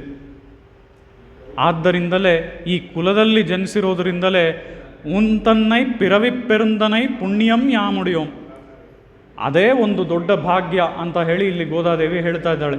ಆ ರೀತಿಯಲ್ಲಿ ನಾವಿಲ್ಲಿ ನೋಡೋದಾದರೆ ಉಂತನ್ನೈ ಪಿರವಿ ಪೆರುಂದನೈ ಏನರ್ಥ ಅಂತ ಅಂದರೆ ನಮ್ಮ ಆಚಾರ್ಯರು ತೋರಿಸ್ತಾರೆ ಇಲ್ಲಿ, ಆಸ್ಫೋಟಯಂತಿ ಪಿತರ ಪ್ರಣೃತ್ಯಂತಿ ಪಿತಾಮಹಾ ವೈಷ್ಣವೋ ನಃ ಕುಲೇ ಜಾತಃ ಸ ನಸ್ಸಂತಾರಯಿಷ್ಯತಿ ಅಂತ ಹೇಳಿ ಇಲ್ಲಿ ಆಸ್ಫೋಟಯಂತಿ ಪಿತರಃ ಅಂತ ಹೇಳಿ ಅಲ್ಲಿ ಆ ಪಿತರಃ ಅಂದರೆ ಇರುವಂತಹ ಈ ಭೂಮಿಯಲ್ಲಿ ಇರುವಂತಹ ಪೂರ್ವಜರು, ಒಂದು ಮಗು ಹುಟ್ಟಿದ್ರೆ ಈ ಭೂಮಿಯಲ್ಲಿ ಇರುವಂತಹ ಪೂರ್ವಜರು, ಅದಲ್ಲದೆ ಪಿತೃಲೋಕದಲ್ಲಿ ಇರುವಂತಹ ಪಿತಾಮಹರು, ಅವರೆಲ್ಲರೂ ಸಹ ಪ್ರಣೃತ್ಯಂತಿ ಪಿತಾಮಹ, ಅವರು ಹೀಗೆ ಕೈ ತಟ್ಟುಕೊಂಡು ಕುಣಿದು ಕುಪ್ಪಳಿಸ್ತಾರಂತೆ ಸಂತೋಷದಲ್ಲಿ. ಯಾಕೆ ಅಂತ ಅಂದರೆ ವೈಷ್ಣವೋ ನಃ ಕುಲೇ ಜಾತಃ ನ ಸಂತಾರಯಿಷ್ಯತಿ ಅಂದರೆ ಏನರ್ಥ ಅಂದರೆ ಆ ಮಗು ಈಗ ತಾನೇ ಹುಟ್ಟಿದೆ, ಆ ಮಗುವನ್ನು ನೋಡಿ ಇವರೆಲ್ಲರೂ ಆನಂದ ಪಡ್ತಾರಂತೆ. ಯಾಕೆ ಅಂದರೆ ಅಲ್ಲಿರುವಂತಹ ಆ ಅಪ್ಪ ಅಮ್ಮ ಆಗಲಿ, ಆ ತಾತ ಅಜ್ಜಿಯರಾಗಲಿ, ಅದಕ್ಕೆ ಇರುವಂತಹ ರಿಲೇಟಿವ್ಸ್ ಯಾರ್ಯಾರಿದ್ದಾರೋ ಅವರೆಲ್ಲ ಮಗು ಆಗೋದಕ್ಕೆ ಮುಂಚೆ ಏನನ್ನು ಬೇಡ್ಕೊಂಡಿರ್ತಾರೆ ಅಂತ ಅಂದರೆ, ಈಗ ಈ ವ್ರತವನ್ನು ಗೋದಾದೇವಿ ಪಾವೈ ನೋಂಬು ಅನ್ನೋದನ್ನು ಮಾಡ್ತಾ ಇದ್ದಾಳೆ ಅಲ್ವಾ. ಈ ಪಾವೈ ನೋಂಬು ಅನ್ನುವಂಥ ವ್ರತವನ್ನು ಗೋದಾದೇವಿ ಯಾರನ್ನು ನೋಡಿ ಮಾಡ್ತಾ ಇದ್ದಾಳೆ ಅಂದರೆ, ಭಾಗವತದಲ್ಲಿ ಇದೇ ಗೋಪಿಕೆಯರು ಶ್ರೀಕೃಷ್ಣ ಇದ್ದಂತಹ ಸಮಯದಲ್ಲಿ ಅವನನ್ನು ವರಿಸಬೇಕು ಅಂತ ಹೇಳಿ ಅವರು ಮಾಡಿದಂತಹ ಆ ಒಂದು ವ್ರತ, ಆ ಕಾತ್ಯಾಯಿನಿ ವ್ರತವನ್ನು ನೋಡಿಕೊಂಡು ಇವರು ಸಹ ಈ ಪಾವೈ ನೋಂಬನ್ನು ಮಾಡ್ತಾಯಿದ್ದಾರೆ. ಅಲ್ಲಿ ಅವರು ಮಾಡಿದಂತಹ ವ್ರತ ಶ್ರೀಕೃಷ್ಣನನ್ನು ಮದುವೆಯಾಗಲು ಅವರು ಮೊರೆ ಹೋಗಿದ್ದು ಕಾತ್ಯಾಯನಿಯನ್ನು. ಆದರೆ ಇಲ್ಲಿ ಗೋದಾದೇವಿ ಮತ್ತು ಸಖಿಯರು ಯಾರ ಮೊರೆ ಹೋಗ್ತಾ ಇದ್ದಾರೆ ಅಂತ ಅಂದರೆ, ಅವರು ಮದುವೆ ಆಗಬೇಕಾಗಿರೋದು ಶ್ರೀಕೃಷ್ಣನನ್ನು, ಅದೇ ಸಮಯದಲ್ಲಿ ಅವರು ಮೊರೆ ಹೋಗ್ತಾ ಇರೋದು ಶ್ರೀಕೃಷ್ಣನನ್ನೇ. ಆ ರೀತಿಯಲ್ಲಿ ಆ ಗೋಪಿಕೆಯರು ಯಾವ ರೀತಿಯಲ್ಲಿ ಆ ಕಾತ್ಯಾಯಿನ ಮೊರೆ ಹೋಗಿ ಮಾಡಿದ್ರೋ ಅದನ್ನು ಬದಲಾಯಿಸಿ ಇಲ್ಲಿ ಗೋದಾದೇವಿ ಆ ಶ್ರೀಕೃಷ್ಣನನ್ನೇ ಮೊರೆ ಹೋದ್ಲು. ಅದೇ ರೀತಿಯಲ್ಲಿ ಇಲ್ಲಿ ಈ ಭೂಮಿಯಲ್ಲಿ ಇರಬೇಕಾದ್ರೆ ಈ ಭೂಮಿಯಲ್ಲಿರುವಂತಹ ಆ ಅಪ್ಪ ಅಮ್ಮಂದರು ಆಗಿರ್ಬೋದು, ಆ ಮಗುವಿನ ತಾತ ಅಜ್ಜಿಯರಾಗಿರ್ಬೋದು, ಅವರೆಲ್ಲ ಆ ಮಗು ಹುಟ್ಟೋದಕ್ಕೆ ಮುಂಚೆ ಪ್ರಾರ್ಥನೆ ಮಾಡ್ಕೊಳ್ತಾರಂತೆ. ಆ ಕಾತ್ಯಾಯನಿ ವ್ರತ ಮಾಡಿದಂತಹ ಆ ಗೋಪಿಕೆಯರಿಗಿಂತ ಶ್ರೇಷ್ಠವಾದವಳು ನಮ್ಮ ಗೋದಾದೇವಿ ಮತ್ತು ಸಖಿಯರು. ಯಾಕೆ ಅಂದರೆ ಆ ಶ್ರೀಕೃಷ್ಣನನ್ನು ವರಿಸಲು ಆ ಶ್ರೀಕೃಷ್ಣನ ಮೊರೆಯೇ ಹೋದ್ಲು. ಆ ರೀತಿ ಆ ಗೋದಾದೇವಿ ಮತ್ತು ಸಖಿಯರಂತೆ, ಅದು ಹೆಣ್ಮಗು ಆಗಿರಲಿ ಅಥವಾ ಗಂಡು ಮಗು ಆಗಿರಲಿ, ಗೋದಾದೇವಿ ಮತ್ತು ಸಖಿಯರು ಅಂದರೆ ಹೆಣ್ಮಗು ಮಾತ್ರ ಅಂತ ಅನ್ಕೋಬೇಕಾಗಿಲ್ಲ. ಅಂಥ ಒಂದು ಮಗುವನ್ನು ನಮ್ಮ ಕುಲದಲ್ಲಿ ನೀನು ಕೊಡಪ್ಪ ಅಂತ ಹೇಳಿ ಆ ಶ್ರೀಕೃಷ್ಣನನ್ನು ವರಿಸೋದಕ್ಕೆ ಶ್ರೀಕೃಷ್ಣನ ಮೊರೆಯೇ ಹೋಗಬೇಕು ಅಂತ ಪ್ರಾರ್ಥನೆ ಮಾಡ್ಕೊಳ್ತಾರಲ್ಲ ಆ ತಾತ ಅಜ್ಜಿಯರು ಮತ್ತು ಅಪ್ಪ ಅಮ್ಮಂದರು, ಹಾಗೆ ಪ್ರಾರ್ಥನೆ ಮಾಡಿಕೊಂಡು ಅಂಥ ಒಂದು ಮಗುವನ್ನು ಅವನು ಕರುಣಿಸ್ದ ಅಂತ ಅಂದರೆ ಆಸ್ಫೋಟಯಂತಿ ಪಿತರಃ, ಅಲ್ಲಿರುವಂತಹ ಪಿತೃಗಳಾಗಲಿ, ಇಲ್ಲಿರುವಂತಹ ಪೂರ್ವಜರಾಗಲಿ, ಪಿತೃಲೋಕದಲ್ಲಿರುವಂತಹ ಪಿತೃಗಳಾಗಲಿ, ಅವರೆಲ್ಲರೂ ಹಾಗೆ ಕೈತಟ್ಟಿ ಕುಣಿದು ಕುಪ್ಪಳಿಸಿ ಆನಂದ ಪಡ್ತಾರಂತೆ. ಯಾಕೆ ಅಂತ ಅಂದರೆ, ನಾವು ಕೇಳ್ಕೊಂಡ ರೀತಿಯಲ್ಲಿ ಇಂಥ ಪ್ರಾರ್ಥನೆಯನ್ನು ನೀನು ನೆರವೇರಿಸ್ಬಿಟ್ಟಿಯಲ್ಲ ಶ್ರೀಕೃಷ್ಣ ಅಂತ ಹೇಳಿ, ಇಂಥ ಒಂದು ಮಗುವನ್ನು ನಮಗೆ ಕೊಟ್ಟಿದೆಯಲ್ಲ, ನಿನ್ನನ್ನು ವರಿಸೋದಕ್ಕೆ ನಿನ್ನ ಮೊರೆಯೇ ಹೋಗುವಂತಹ ಇಂಥ ಒಂದು ವೈಷ್ಣವ ಮಗುವನ್ನು ನಮಗೆ ಕೊಟ್ಟಿದೆಯಲ್ಲ ಅಂತ ಹೇಳಿ ಆಸ್ಫೋಟಯಂತಿ ಪಿತರಹ ಅಂತ ಹೇಳಿ ಆ ಪಿತೃಗಳು ಇದಕ್ಕೆ ಅಷ್ಟು ಸಂತೋಷ ಪಡ್ತಾರೆ ಅಂತ ಹೇಳಿ ಆ ಮಗುವಿನ ಒಂದು ಜನ್ಮ ಈ ರೀತಿಯಲ್ಲಿ ಆದರೆ ಅವರೆಲ್ಲ ಸಂತೋಷ ಪಡ್ತಾರೆ ಅಂತ ಹೇಳ್ತಾಳೆ. ಆ ರೀತಿಯಲ್ಲಿ ಇಲ್ಲಿ ವೈಷ್ಣವೋ ನಃ ಕುಲೇ ಜಾತಃ ಅಂತ ಅಂದರೆ ಆ ರೀತಿಯಲ್ಲಿ ಆ ತಾತ ಅಜ್ಜಿಂದರು ಮತ್ತು ಆ ಅಪ್ಪ ಅಮ್ಮಂದರು ಆಸೆ ಪಟ್ಟ ಹಾಗೆ ಆ ಶ್ರೀಕೃಷ್ಣನನ್ನೇ ಮೊರೆ ಹೋಗಿ ಆ ಶ್ರೀಕೃಷ್ಣನನ್ನು ವರಿಸೋದಕ್ಕೆ ಆಸೆ ಪಡ್ತಾರಲ್ಲ ಆ ತಾತ ಅಜ್ಜಿಂದರು ಮತ್ತು ಅಪ್ಪ ಅಮ್ಮಂದರು, ಅದೇ ರೀತಿಯಲ್ಲಿ ವೈಷ್ಣವ ನಹ ಕುಲಯೇ ಜಾತಃ ಅಂತ ಅಂದರೆ ಅವರ ಕುಲದಲ್ಲಿ ಹುಟ್ಟಿರುವಂತಹ ಒಂದು ಮಗು ಅಂತ ಅಂದರೆ, ಈಗಾಗಲೇ ಯಾರೋ ಶ್ರೀ ವೈಷ್ಣವರಾಗೋಗಿದ್ದಾರೆ, ಅವ್ರ ಮನೇಲಿ ಹುಟ್ಟಿರೋವಂಥ ಮಗು, ಅದ್ರ ಬಗ್ಗೆ ಹೇಳ್ತಾ ಇಲ್ಲ ಇಲ್ಲಿ ಹೇಳ್ತಾ ಇರೋದು ಯಾರು ತಮ್ಮ ಮನಸ್ಸಿನಲ್ಲಿ ಗೋದಾದೇವಿ ಮತ್ತು ಸಖಿಯರಂತೆ ಆ ಶ್ರೀಕೃಷ್ಣನನ್ನು ವರಿಸೋದಕ್ಕೆ ಶ್ರೀಕೃಷ್ಣನ ಮೊರೆಯೇ ಹೋದರು, ಅಂಥವರ ತಾತ ಅಜ್ಜಿ ಅಪ್ಪ ಅಮ್ಮಂದರು ಅಂಥ ಕುಲದಲ್ಲಿ ಹುಟ್ಟುವಂಥ ಮಗು ಅಂತ ಮಾತ್ರನೇ ಹೇಳ್ತಾ ಇರೋದು. ಆ ರೀತಿಯಲ್ಲಿ ಇಲ್ಲಿ ಗೋದಾದೇವಿ ಉಂತನ್ನೈ ಪಿರವಿ ಪೆರುಂದನೈ ಪುಣ್ಯಂ ಯಾಮುಡಿಯೋಂ ಅಂತ ಅಂದರೆ ಗೋದಾದೇವಿ ಹೇಳ್ತಾ ಇರೋದು, ಇಂಥ ಒಂದು ಕುಲದಲ್ಲಿ ಓ ಶ್ರೀಕೃಷ್ಣ ನೀನು ಯಾವ ಕುಲದಲ್ಲಿ ಅವತಾರ ಮಾಡಿದೆಯೋ ಅದೇ ಕುಲದಲ್ಲಿ ನಾವು ಹುಟ್ಟಿದ್ದೇವೆ ಅಂತ ಹೇಳಿ ಇಲ್ಲಿ ಗೋದಾದೇವಿ ಮತ್ತು ಒಂದು ಸಖಿಯರ ಒಂದು ಶ್ರೇಷ್ಠತೆಯನ್ನು ಕೂಡ ನೋಡಿದ್ವಿ ಅಲ್ವಾ. ಆ ಗೋದಾದೇವಿ ಸಖಿಯರು ಹೇಗಿದ್ದಾರೆ ಅಂದರೆ ಈಗ ತಾನೇ ನೋಡಿದ್ವಿ ಅಲ್ವಾ, ಆ ನಮ್ಮ ಮನೆಯಲ್ಲಿ ಹುಟ್ಟುವಂತಹ ಮಗು ಆ ಶ್ರೀಕೃಷ್ಣನನ್ನು ಮೊರೆ ಹೋಗಿ ಅವನನ್ನೇ ಮದುವೆ ಆಗುವಂಥ ರೀತಿಯಲ್ಲಿ ಶ್ರೀಕೃಷ್ಣನನ್ನೇ ಹೇಗೆ ಪ್ರಾರ್ಥನೆ ಮಾಡುತ್ತೋ ಅದೇ ರೀತಿಯಲ್ಲಿ ಗೋದಾದೇವಿ ಮತ್ತು ಸಖಿಯರು ಅವನ ಆ ಆಯರ್ ಕುಲದಲ್ಲಿಯೇ ಅವತಾರ ಮಾಡಿದ್ದಾರೆ ಅಂತ ಹೇಳಿ ಅದೇ ನಮಗೆ ದೊಡ್ಡ ಭಾಗ್ಯ ಅಂತ ಹೇಳಿ ಇಲ್ಲಿ ಗೋದಾದೇವಿ ತೋರಿಸ್ತಾಳೆ. ಆ ರೀತಿಯಲ್ಲಿ ಉಂತನ್ನೈ ಪಿರವಿ ಪೆರುಂದಣೈ ಪುಣ್ಯಂ ಯಾಮುಡೆಯೋಂ ಕುರೆಯೊಂಡ್ರುಮಿಲ್ಲಾದ ಗೋವಿಂದ. ಇಲ್ಲಿ ಕುರೆಯೊಂಡ್ರುಮಿಲ್ಲಾದ ಗೋವಿಂದ ಅಂತ ಅಂದರೆ ಈಗಾಗಲೇ 27ನೇ ಪಾಶುರದಲ್ಲೂ ಇದೇ ಗೋವಿಂದ ಅನ್ನುವಂತಹ ತಿರುನಾಮವನ್ನೇ ನೋಡಿದ್ವಿ. ಮತ್ತು 28ರಲ್ಲೂ ಗೋವಿಂದ ಅನ್ನುವಂತಹ ತಿರುನಾಮವನ್ನೇ ಇಲ್ಲಿ ಗೋದಾದೇವಿ ತೋರಿಸ್ತಾ ಇದ್ದಾಳೆ. ಆ ರೀತಿಯಲ್ಲಿ ಇಲ್ಲಿ ಕುರೆಯೊಂಡ್ರುಮಿಲ್ಲಾದ ಗೋವಿಂದ ಅಂತ ಅಂದರೆ ಏನು ಅಂದರೆ ಆಶ್ರಿತರು ಎಲ್ಲ ಇದ್ದಾರಲ್ವ, ಈ ಆಶ್ರಿತರು ಬಂದು ನಿನ್ನನ್ನು ಆಶ್ರಯಿಸಿ ಆಯಿತು. ಇಲ್ಲಿ ಆಶ್ರಿತರು ಅಂದರೆ ಯಾರು? ಈ ಗೋದಾದೇವಿ ಮತ್ತು ಸಖಿಯರು. ನಾವೆಲ್ಲ ನಿನ್ನ ಹತ್ರ ಬಂದಾಯಿತು, ನಾವೆಲ್ಲ ನಿನ್ನ ಹತ್ರ ಕೆಲವೊಂದು ಪದಾರ್ಥಗಳನ್ನೆಲ್ಲ ಕೇಳಿದ್ವಿ, ಅದನ್ನೆಲ್ಲ ನೀನು ಕರುಣಿಸೂ ಆಯಿತು, ಈ ವ್ರತದ ಸಿದ್ಧಿಯೂ ಆಗೋಯ್ತು. ಹೀಗೆಲ್ಲ ಇರಬೇಕಾದ್ರೆ ಆಶ್ರಿತರು ನಿನ್ನನ್ನು ಆಶ್ರಯಿಸಿ ಎಲ್ಲ ಆಗೋಯ್ತಲ್ಲ, ಇನ್ನು ಯಾವ ಕೊರತೆ ನಿನಗೆ? ಕುರೆಯೊಂಡ್ರುಮಿಲ್ಲಾದ ಗೋವಿಂದ, ಆಶ್ರಿತರು ನಿನ್ನ ಬಳಿ ಬರಬೇಕು ಅಂತ ತಾನೇ ನೀನು ಯಾವಾಗಲೂ ಎದುರು ನೋಡ್ತೀಯ. ಅದೇ ರೀತಿಯಲ್ಲಿ ನಾವುಗಳು ಬಂದಿದ್ದೀವಿ.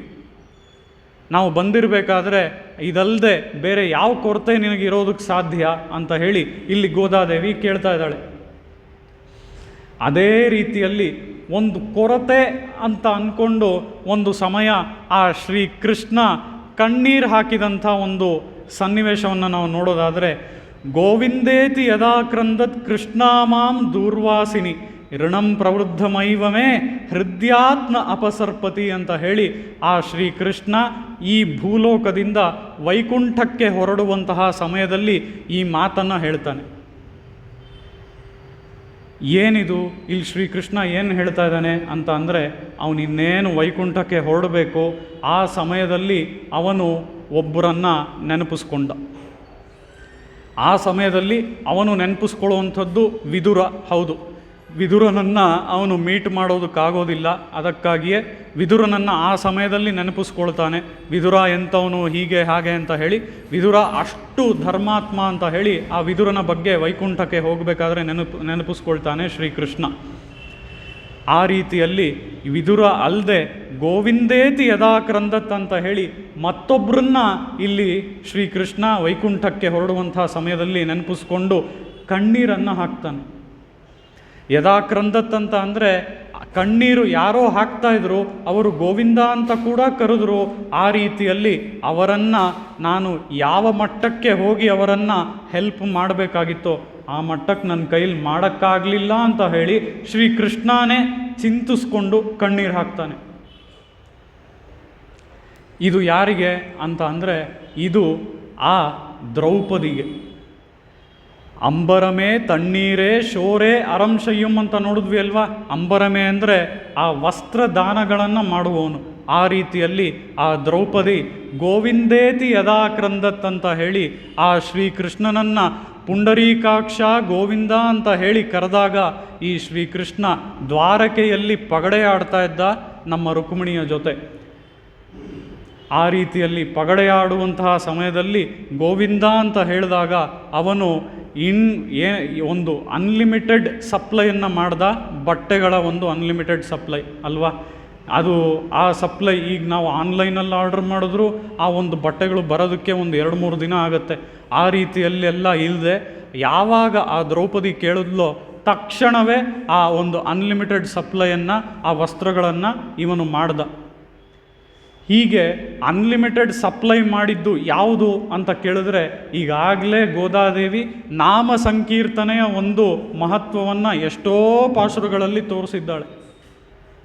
ಅದರಲ್ಲಿ ನಾವು ನೋಡುವಂತಹ ವಿಷಯ ಏನು ಅಂದರೆ, ಆ ನಾಮ ಸಂಕೀರ್ತನೆಯ ಮಹತ್ವವನ್ನು ಗೋದಾದೇವಿ ತೋರಿಸಿರುವಂಥ ರೀತಿಯಲ್ಲಿ ಇಲ್ಲೂ ಸಹ ಆ ಗೋವಿಂದ ಅನ್ನುವಂತಹ ತಿರುನಾಮವೇ ಅವಳಿಗೆ ಈ ಒಂದು ಅನ್ಲಿಮಿಟೆಡ್ ವಸ್ತ್ರವನ್ನು ಸಪ್ಲೈ ಮಾಡ್ತಂತೆ.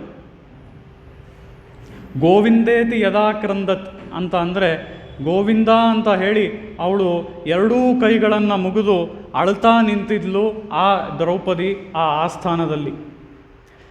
ಹಾಗಿರುವಂತಹ ಆ ದ್ರೌಪದಿಗೆ ನಾನೇನೋ ಅನ್ಲಿಮಿಟೆಡ್ ಸಪ್ಲೈ ಮಾಡಿದೆ, ಆದರೂ ಸಹ ಋಣಂ ಪ್ರವೃದ್ಧಮೈವಮೇ ಅಂತ ಹೇಳಿ ಆ ಋಣವನ್ನು ನಾನು ಇನ್ನೂ ತೀರಿಸಲಿಲ್ಲ.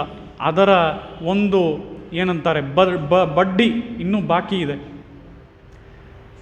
ಆ ಬಡ್ಡಿಯನ್ನು ನಾನು ತೀರ್ಸೋಕ್ಕಾಗಲಿಲ್ಲ ನನ್ನ ಕೈಯಲ್ಲಿ ಅಂತ ಹೇಳಿ ಆ ಒಂದು ಋಣವನ್ನು ಮಾತ್ರ ತೀರಿಸಿದ್ದೀನಿ, ಅದಕ್ಕಿನ್ನೂ ಬಡ್ಡಿ ಇದೆ. ಯಾವ ರೀತಿ ಅವಳು ಕರೆದ್ಲೋ, ಯಾವ ರೀತಿ ಸಹಾಯಕ್ಕಾಗಿ ಕರೆದ್ಲೋ ಅದಕ್ಕೆ ಸರಿಯಾಗಿ ನಾನು ಸಹಾಯವನ್ನು ಮಾಡಲಿಲ್ಲ ಅಂತ ಹೇಳಿ, ತಾನು ಸಹಾಯ ಮಾಡಲಿಲ್ಲ ಅಂತ ಹೇಳಿ ತನಗೆ ಒಂದು ಕೊರತೆ ಇದೆ ಅಂತ ಹೇಳಿ ಇಲ್ಲಿ ಶ್ರೀಕೃಷ್ಣನೇ ಅಂದ್ಕೊಳ್ತಾನೆ. ಆ ರೀತಿಯಲ್ಲಿ ಶ್ರೀಕೃಷ್ಣನು ಅಂದ್ಕೊಂಡಾಗ ಇಲ್ಲಿ ಗೋದಾದೇವಿ ಮತ್ತು ಸಖಿಯರು ಬಂದು ಹೇಳ್ತಾ ಇದ್ದಾರೆ ಶ್ರೀಕೃಷ್ಣನನ್ನು ನೋಡಿ, ಓ ಶ್ರೀಕೃಷ್ಣ, ಅವತ್ತಿನ ದಿನದ ಆ ದ್ರೌಪದಿಯ ಆ ವಸ್ತ್ರದಾನವನ್ನು ನೆನಪಿಸ್ಕೊಂಡು ನೀನು ಈಗಲೂ ಸಹ ನನ್ನಲ್ಲೊಂದು ಕೊರತೆ ಇದೆ ಅಂತ ನೀನು ಅಳಬೇಡ. ಯಾಕೆ ಅಂತ ಅಂದರೆ, ನಿನ್ನ ಗೋವಿಂದ ಅನ್ನುವಂತಹ ಆ ತಿರುನಾಮವೇ ಆ ದ್ರೌಪದಿಗೆ ಅನ್ಲಿಮಿಟೆಡ್ ವಸ್ತ್ರಗಳ ಸಪ್ಲೈ ಮಾಡಿದೆ. ಹಾಗಿರಬೇಕಾದ್ರೆ ಅದ್ರ ಬಗ್ಗೆ ಚಿಂತಿಸ್ಕೊಂಡು ಅದಕ್ಕೆ ಕೊರತೆ ಇದೆ ಅಂತ ನೀನು ಕೊರಗಬೇಡ. ಯಾಕೆ ಅಂತ ಅಂದರೆ, ಆಶ್ರಿತರು ನಿನ್ನಲ್ಲಿ ಪ್ರೀತಿ ಇಟ್ಟಿರುವಂಥ ನಾವೆಲ್ಲರೂ ಬಂದಿದ್ದೇವೆ ನಿನ್ನನ್ನು ಆಶ್ರಯಿಸೋದಕ್ಕೋಸ್ಕರನೇ. ಆ ರೀತಿಯಲ್ಲಿ ನಿನ್ನನ್ನು ಆಶ್ರಯಿಸೋದಕ್ಕೆ ನಾವೆಲ್ಲ ಬಂದಿರಬೇಕಾದ್ರೆ ನೀನು ಅದು ಯಾವತ್ತೋ ನಡೆದಂತಹ ಆ ವಿಷಯವನ್ನು ಈಗ ನೆನಪಿಸ್ಕೊಂಡು ಅದು ಒಂದು ಕೊರತೆ ಅಂತ ಕೊರಗಬೇಡ. ನಿನಗೆ ಯಾವುದೇ ಕೊರತೆಗಳಿಲ್ಲ, ನಾವೆಲ್ಲರೂ ಆಶ್ರಿತರು ಬಂದಾಯಿತು ಅಂತ ಹೇಳಿ ಇಲ್ಲಿ ಕುರೆಯೊಂಡ್ರು ಮಿಲ್ಲಾದ ಗೋವಿಂದ ಅಂತ ಹೇಳಿ ಗೋದಾದೇವಿ ಹೇಳ್ತಾ ಇದ್ದಾಳೆ. ಆ ರೀತಿಯಲ್ಲಿ ಕುರೆಯೊಂಡ್ರು ಮಿಲ್ಲಾದ ಗೋವಿಂದ ಉಂತನ್ನೋಡು ರವೇಲ್ ನಮಕ್ಕಿಂಗ್ ಒழிಕ್ಕ ಒழியாது. ಇದರಲ್ಲಿ ಗೋದಾದೇವಿ ತೋರಿಸ್ತಾ ಇರುವಂಥ ವಿಷಯ ಏನು ಅಂತ ಅಂದರೆ, ನನಗೂ ನಿನಗೂ ಇರುವಂತಹ ಸಂಬಂಧ ಯಾವಾಗಲೂ ಬಿಡಿಸೋದಕ್ಕೆ ಆಗೋದಿಲ್ಲ ಅಂತ ಹೇಳಿ ಗೋದಾದೇವಿ ಇಲ್ಲಿ ತೋರಿಸ್ತಾಳೆ. ಇದರ ಅರ್ಥ ಏನು ಅಂತ ನೋಡಿದ್ರೆ, ಇದೇನೇ ಭಗವದ್ಗೀತೆಯ ಆರಂಭದಲ್ಲಿ ಒಂದು ವಿಷಯವನ್ನು ಉಪದೇಶ ಮಾಡ್ತಾನೆ ಶ್ರೀಕೃಷ್ಣ. ಅವನ ಉಪದೇಶದ ಆರಂಭದಲ್ಲೇ ಅವನು ಹೇಳುವಂಥ ಮಾತು ನತ್ವೇವಾಹಂ ಜಾತುನಾಸಂ ನತ್ವಂ ನೇಮೇ ಜನಾಧಿಪಾಹ ಅಂತ ಹೇಳಿ ಆ ಒಂದು ಅವನ ಉಪದೇಶದ ಆರಂಭದ ಮೊದಲನೇ ಶ್ಲೋಕ ಇದು, 2ನೇ ಅಧ್ಯಾಯದ 12ನೇ ಶ್ಲೋಕ ಭಗವದ್ಗೀತೆಯಲ್ಲಿ. ಇದರಲ್ಲಿ ಶ್ರೀಕೃಷ್ಣ ತೋರಿಸ್ತಾ ಇರೋದು ಏನು ಅಂದರೆ, ನತ್ವೇವಾಹಂ ಜಾತುನಾಸಂ ಅಂದರೆ, ಓ ಅರ್ಜುನ, ನೀನಿಲ್ಲಿ ಎದುರುಗಡೆ ಇದೆಯಾ, ನೀನಾಗಲಿ ಅಥವಾ ನಿನಗೆ ಉಪದೇಶ ಮಾಡ್ತಾ ಇರೋ ನಾನಾಗಲಿ, ಇಬ್ಬರೂ ಸಹ ಯಾವತ್ತಿಗೂ ಇರ್ತೀವಿ. ನಾವಿಬ್ಬರು ಮಾತ್ರ ಯಾವತ್ತಿಗೂ ಇರಲ್ಲ.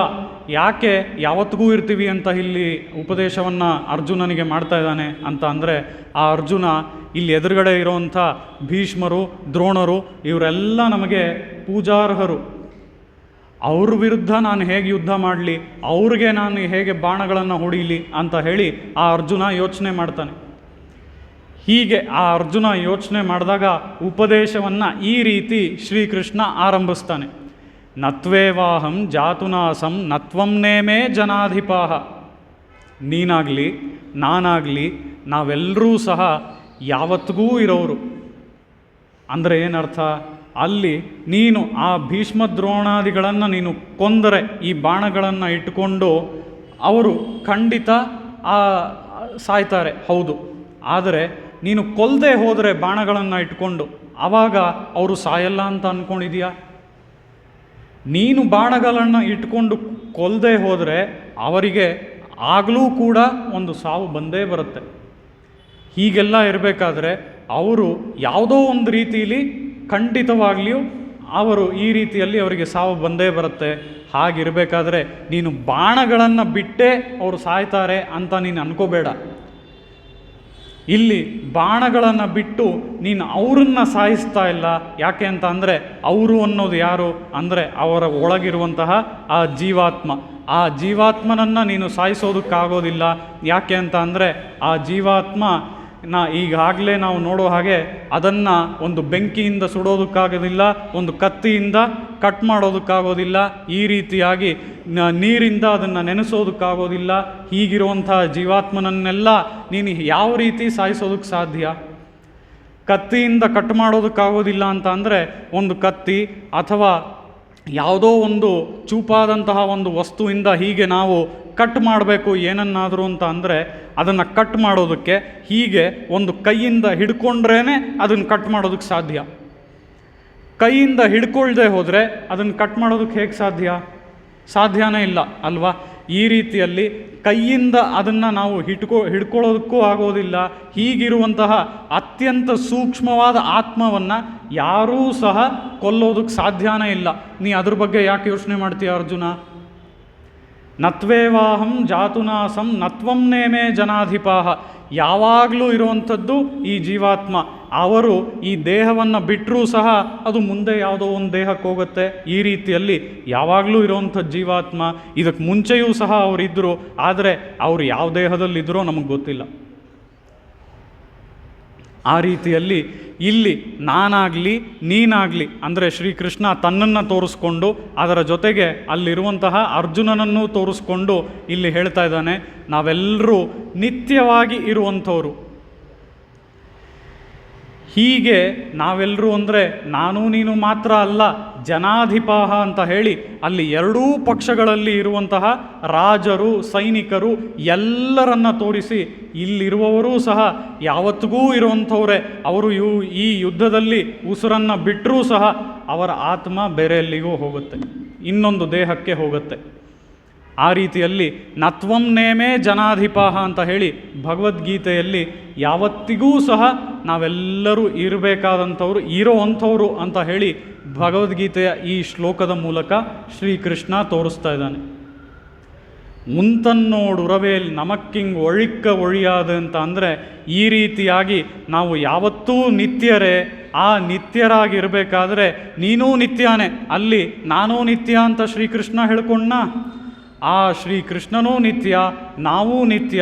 ಮತ್ತು ಇದರ ಮಧ್ಯ ಇರುವಂತಹ ಸಂಬಂಧ ಏನು ಅಂತ ನೋಡಿದ್ರೆ ಇದರ ಮಧ್ಯ ಇರುವಂತಹ ಸಂಬಂಧವೇ ಅವನು ಪರಮಾತ್ಮ, ನಾವು ಅವನಿಗೆ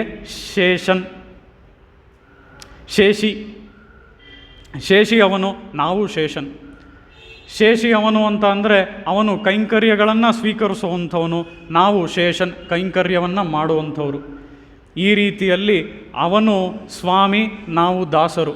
ಈ ಸಂಬಂಧ ಶೇಷ ಸಂಬಂಧ, ದಾಸ ಹಾಗೂ ಸ್ವಾಮಿ ಅನ್ನುವಂತಹ ಸಂಬಂಧ ಮುಂತನ್ನೋಡು ರವೇಲ್ ನಮಕ್ಕಿಂಗ್ ಒಳಿಕ್ಕ ಒಳಿಯಾದ ಇದು ನಿತ್ಯವಾಗಿರುತ್ತೆ ಹೊತ್ತು ಇದು ಈ ಒಂದು ಸಮಯದಲ್ಲಿ ನಾವು ಈ ಒಂದು ದೇಹವನ್ನು ಅಂದರೆ ಭೀಷ್ಮ ದ್ರೋಣಾದಿಗಳನ್ನು ನೋಡಿ ಅವರು ಈ ದೇಹದಿಂದ ಅವರು ಬಿಟ್ಟು ಹೋಗ್ತಾರೆ ಅಂತ ಅಂದರೆ ಅವರ ಸಾವಿಗೆ ನೀನು ಕಾರಣ ಆಗ್ತೀಯಾ ಅಂತ ಅನ್ಕೋಬೇಡ ಅರ್ಜುನ. ಯಾಕೆ ಅಂತ ಅಂದರೆ ನೀನಿವತ್ತು ಬಾಣ ಹೊಡೆದು ಅವರನ್ನು ಸಾಯಿಸದೇ ಹೋದರೂ ಕೂಡ ಯುದ್ಧದಲ್ಲಿ ಅವರು ನಾಳೆ ಹೇಗೋ ಒಂದು ರೀತಿ ಅವರು ಸಾಯ್ತಾರೆ. ಹೀಗಿರಬೇಕಾದ್ರೆ ಆ ಭೀಷ್ಮ ದ್ರೋಣಾದಿಗಳ ಬಗ್ಗೆ ನೀನು ಅಷ್ಟೊಂದು ಯೋಚನೆ ಮಾಡಬೇಡ. ನೀನು ಹೇಳಿದಂಥ ನಿನಗೆ ಬೇಕಾಗಿರುವಂಥ ಕರ್ಮವನ್ನು ಮಾಡು ಅಂತ ಹೇಳಿ ಅರ್ಜುನನಿಗೆ ಇಲ್ಲಿ ಅಡ್ವೈಸ್ ಮಾಡ್ತಾ ಇದ್ದಾನೆ ಶ್ರೀಕೃಷ್ಣ. ಆ ರೀತಿಯಲ್ಲಿ ಗೋದಾದೇವಿ ಇಲ್ಲೂ ಸಹ ಉಂತನ್ನೋಡು ಉರವೇಲ್ ನಮಕ್ಕಿಂಗ್ ಒಳಿಕ್ಕ ಒಳಿಯಾದ ಅಂದರೆ ಉರವೇಲ್ ಅಂದರೆ ನಿನಗೂ ನನಗೂ ಇರುವಂತಹ ಈ ಸಂಬಂಧ. ಯಾಕೆ? ಅವನೂ ನಿತ್ಯ, ಶ್ರೀಕೃಷ್ಣನೂ ನಿತ್ಯ, ಜೀವರಾದಂತಹ ನಾವು ನಿತ್ಯ, ಇಬ್ಬರೂ ನಿತ್ಯವಾದ್ದರಿಂದ ಇಬ್ಬರ ಸಂಬಂಧವೂ ನಿತ್ಯ. ಆ ರೀತಿಯಲ್ಲಿ ಇಲ್ಲಿ ಈ ಇಬ್ಬರ ಸಂಬಂಧವು ಯಾವತ್ತಿಗೂ ನಿತ್ಯ ಅಂತ ಹೇಳಿ ಇದನ್ನೆಲ್ಲ ನಾವು ಅರಿಬೇಕು. ಆ ರೀತಿಯಲ್ಲಿ ನಾವು ಅರಿತರೇನೆ ನಾವು ಅವನು ಶೇಷಿ ನಾವು ಶೇಷನ್ ಅಂತ ಹೇಳಿ ಅರ್ಥಕೊಂಡು ಅವನಿಗೆ ಹೋಗಿ ಕೈಂಕರ್ಯವನ್ನು ಮಾಡ್ತೀವಿ ಅಂತ ಹೇಳಿ ನಾವು ಪಡ್ಕೊಂಡಿರುವಂಥ ಜ್ಞಾನ ಅದು ಎಂಥ ಜ್ಞಾನವೇ ಆಗಿರ್ಬೋದು, ಆ ಎಲ್ಲ ಜ್ಞಾನಗಳ ಒಂದು ಫೈನಲ್ ಪಾಯಿಂಟ್, ಅಲ್ಟಿಮೇಟ್ ಪಾಯಿಂಟ್ ಅದು ಎಲ್ಲಿಗೆ ಹೋಗಬೇಕು ಅಂದರೆ ಈ ರೀತಿಯಾಗಿ ಅವನು ಶೇಷಿ ನಾನು ಶೇಷನ್ ಅಂತ ಅರಿತು ಅವನಿಗೆ ಹೋಗಿ ಕೈಂಕರ್ಯ ಮಾಡೋವರೆಗೂ ಹೋಗಬೇಕು ಅಂತ ಹೇಳಿ ಇಲ್ಲಿ ಉಂತನ್ನೋಡು ರವೇಲ್ ನಮಕ್ಕಿಂಗ್ ಒಳಿಕ್ಕ ಉಳಿವಾದ ಅಂತ ಗೋದಾದೇವಿ ತೋರಿಸ್ತಾ ಇದ್ದಾಳೆ. ಆ ರೀತಿಯಲ್ಲಿ ಗೋದಾದೇವಿ ಈಗಾಗಲೇ ಉಂತನ್ನೋಡು ರವೇಲ್ ನಮಕ್ಕಿಂಗ್ ಒಳಿಕ್ಕ ಒಳಿಯಾದ ಅರಿಯಾದ ಪಿಳ್ಳೈಗಳೋಂ ಅನ್ಬಿನಾಲ್. ಈ ಒಂದು ವಿಷಯವನ್ನು ನಿನಗೂ ನನಗೂ ಇರುವಂತಹ ಸಂಬಂಧ ನಿತ್ಯವಾದದ್ದು ಅನ್ನುವಂತಹ ವಿಷಯವನ್ನು ನಾವು ಎಲ್ಲಿ ನೋಡ್ಬೋದು ಅಂತ ಅಂದರೆ ಈ ವಿಷಯವನ್ನು ನಾವು ಬಹಳಷ್ಟು ಕಡೆ ನೋಡ್ಬೋದು. ಅದರಲ್ಲಿ ಮುಖ್ಯವಾಗಿ 2 ಕಡೆ ನಾವು ನೋಡೋದಾದರೆ ಇದು ದಂಡಕಾರಣ್ಯದಲ್ಲಿ ರಾಮ ಸೀತೆ ಲಕ್ಷ್ಮಣರು ನಡೀತಾ ಇರುವಂಥ ಒಂದು ಸಂಗತಿ. ರಾಮ ಸೀತೆ ಲಕ್ಷ್ಮಣರು ಯಾವ ಕ್ರಮದಲ್ಲಿ ಆ ದಂಡಕಾರಣ್ಯದಲ್ಲಿ ನಡ್ಕೊಂಡು ಹೋಗ್ತಾ ಇದ್ದಾರೆ ಅಂತ ನೋಡಿದ್ರೆ ಅವರು ಮೊದಲಿಗೆ ಶ್ರೀರಾಮ, ನಂತರ ಇರುವಂಥದ್ದು ಸೀತಾಮಾತೆ, ನಂತರ ಲಕ್ಷ್ಮಣ. ಇದು ಯಾವಾಗಲೂ ಇದೇ ಆರ್ಡರಾ ಅಂದರೆ ಇಲ್ಲ, ಈ ಕ್ರಮದಲ್ಲಿ ಯಾವಾಗಲೂ ನಡೀಲಿಲ್ವಂತೆ. ಯಾಕೆ ಅಂದರೆ ಮಹರ್ಷಿಗಳನ್ನೆಲ್ಲ ಮೀಟ್ ಮಾಡಬೇಕಾದ್ರೆ, ಆ ದೊಡ್ಡವ್ರನ್ನೆಲ್ಲ ಸಂಧಿಸ್ಬೇಕಾದ್ರೆ ಲಕ್ಷ್ಮಣನನ್ನು ಮುಂದೆ ಬಿಟ್ಟನಂತೆ ಶ್ರೀರಾಮ. ಅದೇ ಸಮಯ ಈ ಮಹರ್ಷಿಗಳನ್ನು ಮೀಟ್ ಮಾಡದೆ ಆ ಮಹರ್ಷಿಗಳು ಬಂದು ನಮ್ಮನ್ನೆಲ್ಲ ಕಾಪಾಡಿ ರಾಕ್ಷಸರಿಂದ ಅಂತ ಕೇಳ್ಕೊಂಡ್ರಲ್ಲ, ಅಂಥ ಸಮಯದಲ್ಲಿ ಶ್ರೀರಾಮ ಮುಂದೆ ಇದ್ದು ಲಕ್ಷ್ಮಣನನ್ನು ಹಿಂದೆ ಬಿಟ್ಟನಂತೆ. ಈ ರೀತಿಯಲ್ಲಿ ಅವರ ಕ್ರಮ ಆಗಾಗ ಬದಲಾಗಿದೆ ಕಾಡಲ್ಲಿ ನಡಿಬೇಕಾದ್ರೆ. ಹೀಗಿರಬೇಕಾದ್ರೆ ಒಂದು ಸಮಯ ಕಾಡಲ್ಲಿ ಶ್ರೀರಾಮ, ನಡುವೆ ಸೀತೆ, ಹಿಂದೆ ಆ ಲಕ್ಷ್ಮಣ ಹೋಗ್ತಾ ಇದ್ದಂಥದ್ದು ಹೇಗಿತ್ತು ಅಂತ ನೋಡಿದ್ರೆ ಅಕಾರವಾಚ್ಯನು ಆ ಶ್ರೀಮನ್ನಾರಾಯಣ ಅಲ್ವಾ. ಅ ಅನ್ನುವಂತಹ ಅಕ್ಷರವೇ ಆ ಶ್ರೀಮನ್ನಾರಾಯಣನನ್ನು ತೋರಿಸುತ್ತೆ. ಆ ರೀತಿಯಲ್ಲಿ ಆ ಅಕಾರವಾಚ್ಯನಾದ ಶ್ರೀಮನ್ನಾರಾಯಣ ಶ್ರೀರಾಮ ಮುಂದೆ ಇದ್ದು ಉಕಾರವಾಚ್ಯೆಯಾದ ಸೀತಾದೇವಿ ಮಧ್ಯದಲ್ಲಿದ್ದು ಮಕಾರವಾಚ್ಯನಾದ ಲಕ್ಷ್ಮಣನು ಜೀವನು ಹಿಂದೆ ಇದ್ದು ಈ ರೀತಿ ಒಂದು ಪ್ರಣವದ ರೀತಿಯಲ್ಲಿ ಇದನ್ನು ನಮ್ಮ ಸ್ವಾಮಿ APN ಸ್ವಾಮಿಗಳು ಬಹಳ ಸುಂದರವಾಗಿ ಅವರು ಕಾಡಿನಲ್ಲಿ ನಡ್ಕೊಂಡು ಹೋಗಿದ್ದು ಹೇಗಿತ್ತಂತೆ ಅಂತ ಅಂದರೆ ಒಂದು ಮೊಬೈಲ್ ಪ್ರಣವ. ಆ ಪ್ರಣವ ಒಂದು ಕಡೆ ನಿಂತ್ಕೊಳ್ಳಿಲ್ಲ, ಹಾಗೇ ನಡ್ಕೊಂಡು ಹೋಗ್ತಾ ಇತ್ತಂತೆ. ಆ ಮೊಬೈಲ್ ಪ್ರಣವದ ರೀತಿ ಇತ್ತು ಅಂತ ಹೇಳಿ ಬಹಳ ಸುಂದರವಾಗಿ ವಿವರಣೆ ಮಾಡ್ತಾರೆ ನಮ್ಮ ಶ್ರೀ APN ಸ್ವಾಮಿಗಳು. ಆ ರೀತಿಯಲ್ಲಿ ಈ ಮೊಬೈಲ್ ಪ್ರಣವದಂತೆ ನಡ್ಕೊಂಡು ಹೋದರು ಅವತ್ತು ದಂಡಕಾರಣ್ಯದಲ್ಲಿ ಅವರು ಅಂತ ಹೇಳಿ ನಮ್ಮ ಸ್ವಾಮಿ ತೋರಿಸ್ತಾರೆ. ಅದೇ ರೀತಿಯಲ್ಲಿ ಇಲ್ಲಿ ಉನಕ್ಕಿಂಗ್ ಒಳಿಕ್ಕ ಒಳಿಯಾದಂತ ಹೇಳಿ ಇಲ್ಲಿ ಆ ಜೀವನಿಗೂ ಮತ್ತು ಆ ಪರಮಾತ್ಮನಿಗೂ ಇರುವಂತಹ ಸಂಬಂಧ ಯಾವತ್ತಿಗೂ ಇರುವಂಥದ್ದು ಅಂತ ಹೇಳಿ ಈ ಪ್ರಣವನೂ ತೋರಿಸುತ್ತೆ, ಅವರು ನಡ್ಕೊಂಡು ಹೋಗಿದ್ದೂ ತೋರಿಸುತ್ತೆ. ಆ ರೀತಿಯಲ್ಲಿ ಇದೇ ರೀತಿ ಯಾರು ನಡ್ಕೊಂಡು ಹೋದರು ಈ ಕಥೆಯನ್ನು ಕೂಡ ನಾವು ನೋಡಿದ್ದೀವಿ ಅಲ್ವಾ. ಇದೇ ರೀತಿ ಮತ್ತೆ ಸ್ವಾಮಿ ರಾಮಾನುಜರು ಬೇಡ ಮತ್ತು ಬೇಡನ ಹೆಂಡತಿ ಜೊತೆ ನಡ್ಕೊಂಡು ಹೋದರು. ಆ ವಿಂಧ್ಯ ಪರ್ವತದ ಕಾಡುಗಳಲ್ಲಿ ಅವರು ತಪ್ಪಿಸ್ಕೊಂಡಾಗ ಬೇಡ ಮತ್ತು ಬೇಡನ ಹೆಂಡತಿಯಾಗಿ ಆ ಶ್ರೀಮನ್ನಾರಾಯಣ ಮತ್ತು ಆ ಶ್ರೀದೇವಿ ಇಬ್ಬರು ಬಂದಂತಹ ಸಮಯದಲ್ಲಿ ಆ ಬೇಡನಾಗಿ ಆ ಪರಮಾತ್ಮ ಮುಂದೆ ಇದ್ದರೆ ಬೇಡನ ಹೆಂಡತಿಯಾಗಿ ಆ ತಾಯಾರು ಹಿಂದೆ ಇದ್ಲು, ಮಧ್ಯದಲ್ಲಿದ್ಲು. ಅದಕ್ಕೂ ಹಿಂದೆ ಇದ್ದಂಥವರು ನಮ್ಮ ಸ್ವಾಮಿ ರಾಮಾನುಜರು. ಅವರು ನಿಮಗೆಲ್ಲರಿಗೂ ಗೊತ್ತು ಆ ಆದಿಶೇಷನ ಅವತಾರವೇ. ಆ ರೀತಿಯಲ್ಲಿ ಆ ಆದಿಶೇಷನ ಅವತಾರವಾದ ಲಕ್ಷ್ಮಣನು ಈಗ ಸ್ವಾಮಿ ರಾಮಾನುಜರಾಗಿ ಆ ಬೇಡ ಹಾಗೂ ಬೇಡನ ಹೆಂಡತಿಯ ಜೊತೆ ಇದ್ದಾನೆ.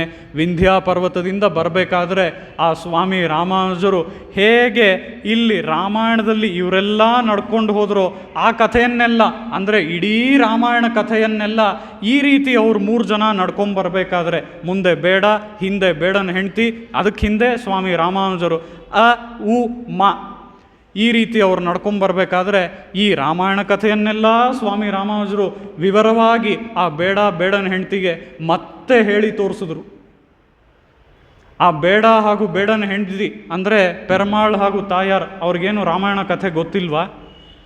ಆದರೂ ಸಹ ಇಲ್ಲಿ ಸ್ವಾಮಿ ರಾಮಾನುಜರು ಅವ್ರಿಗೆ ಕಥೆ ಹೇಳಬೇಕು ಅಂದರೆ ಇದಕ್ಕೆ ಕಾರಣ ಏನು ಅಂದರೆ, ಆ ಬೇಡ ಹಾಗೂ ಬೇಡನ ಹೆಂಡತಿ ಹೇಳ್ತಾರೆ, ನಮಗೆ ರಾಮನ ಸೀತೆನ ಅವರೆಲ್ಲ ಯಾರು ನಮಗೆ ಗೊತ್ತೇ ಇಲ್ಲ ಅಂತ ಹೇಳಿ ಆ ಬೇಡ ಹಾಗೂ ಬೇಡನ ಹೆಂಡತಿ ಹೇಳಿದಾಗ ಅಲ್ಲಿರುವಂತಹ ಸ್ವಾಮಿ ರಾಮಾನುಜರು ಇಡೀ ರಾಮಾಯಣವನ್ನು ಮತ್ತೊಮ್ಮೆ ಆ ಪರಮಾತ್ಮ ಮತ್ತು ತಾಯಾರಿಗೆ ಇಬ್ಬರಿಗೂ ಅವರು ನರೇಟ್ ಮಾಡಿ ಹೇಳ್ತಾರೆ.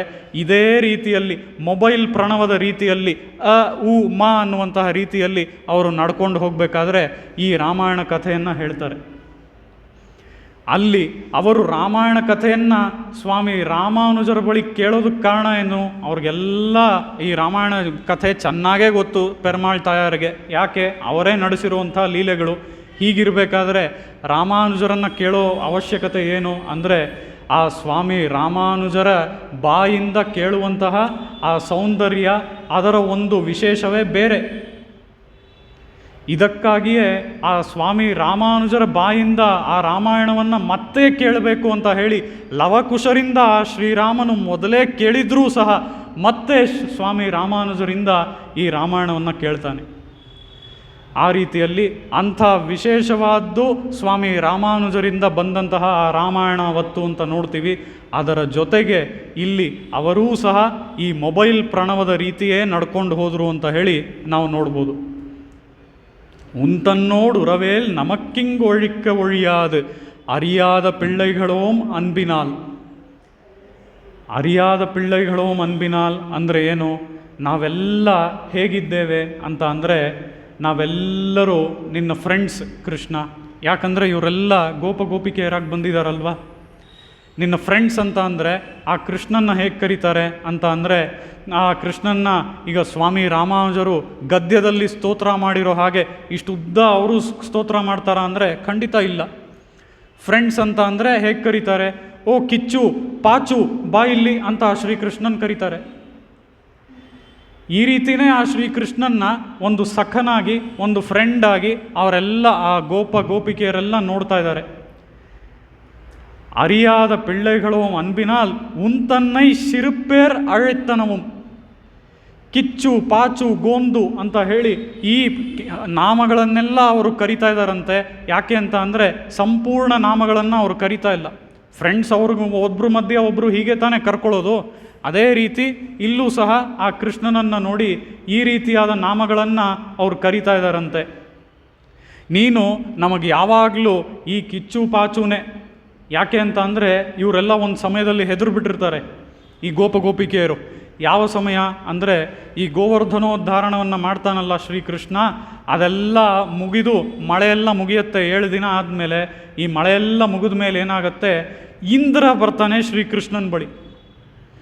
ಇಂದ್ರನನ್ನು ನೋಡಿ ಇವ್ರಿಗೆಲ್ಲ ಗಾಬರಿ.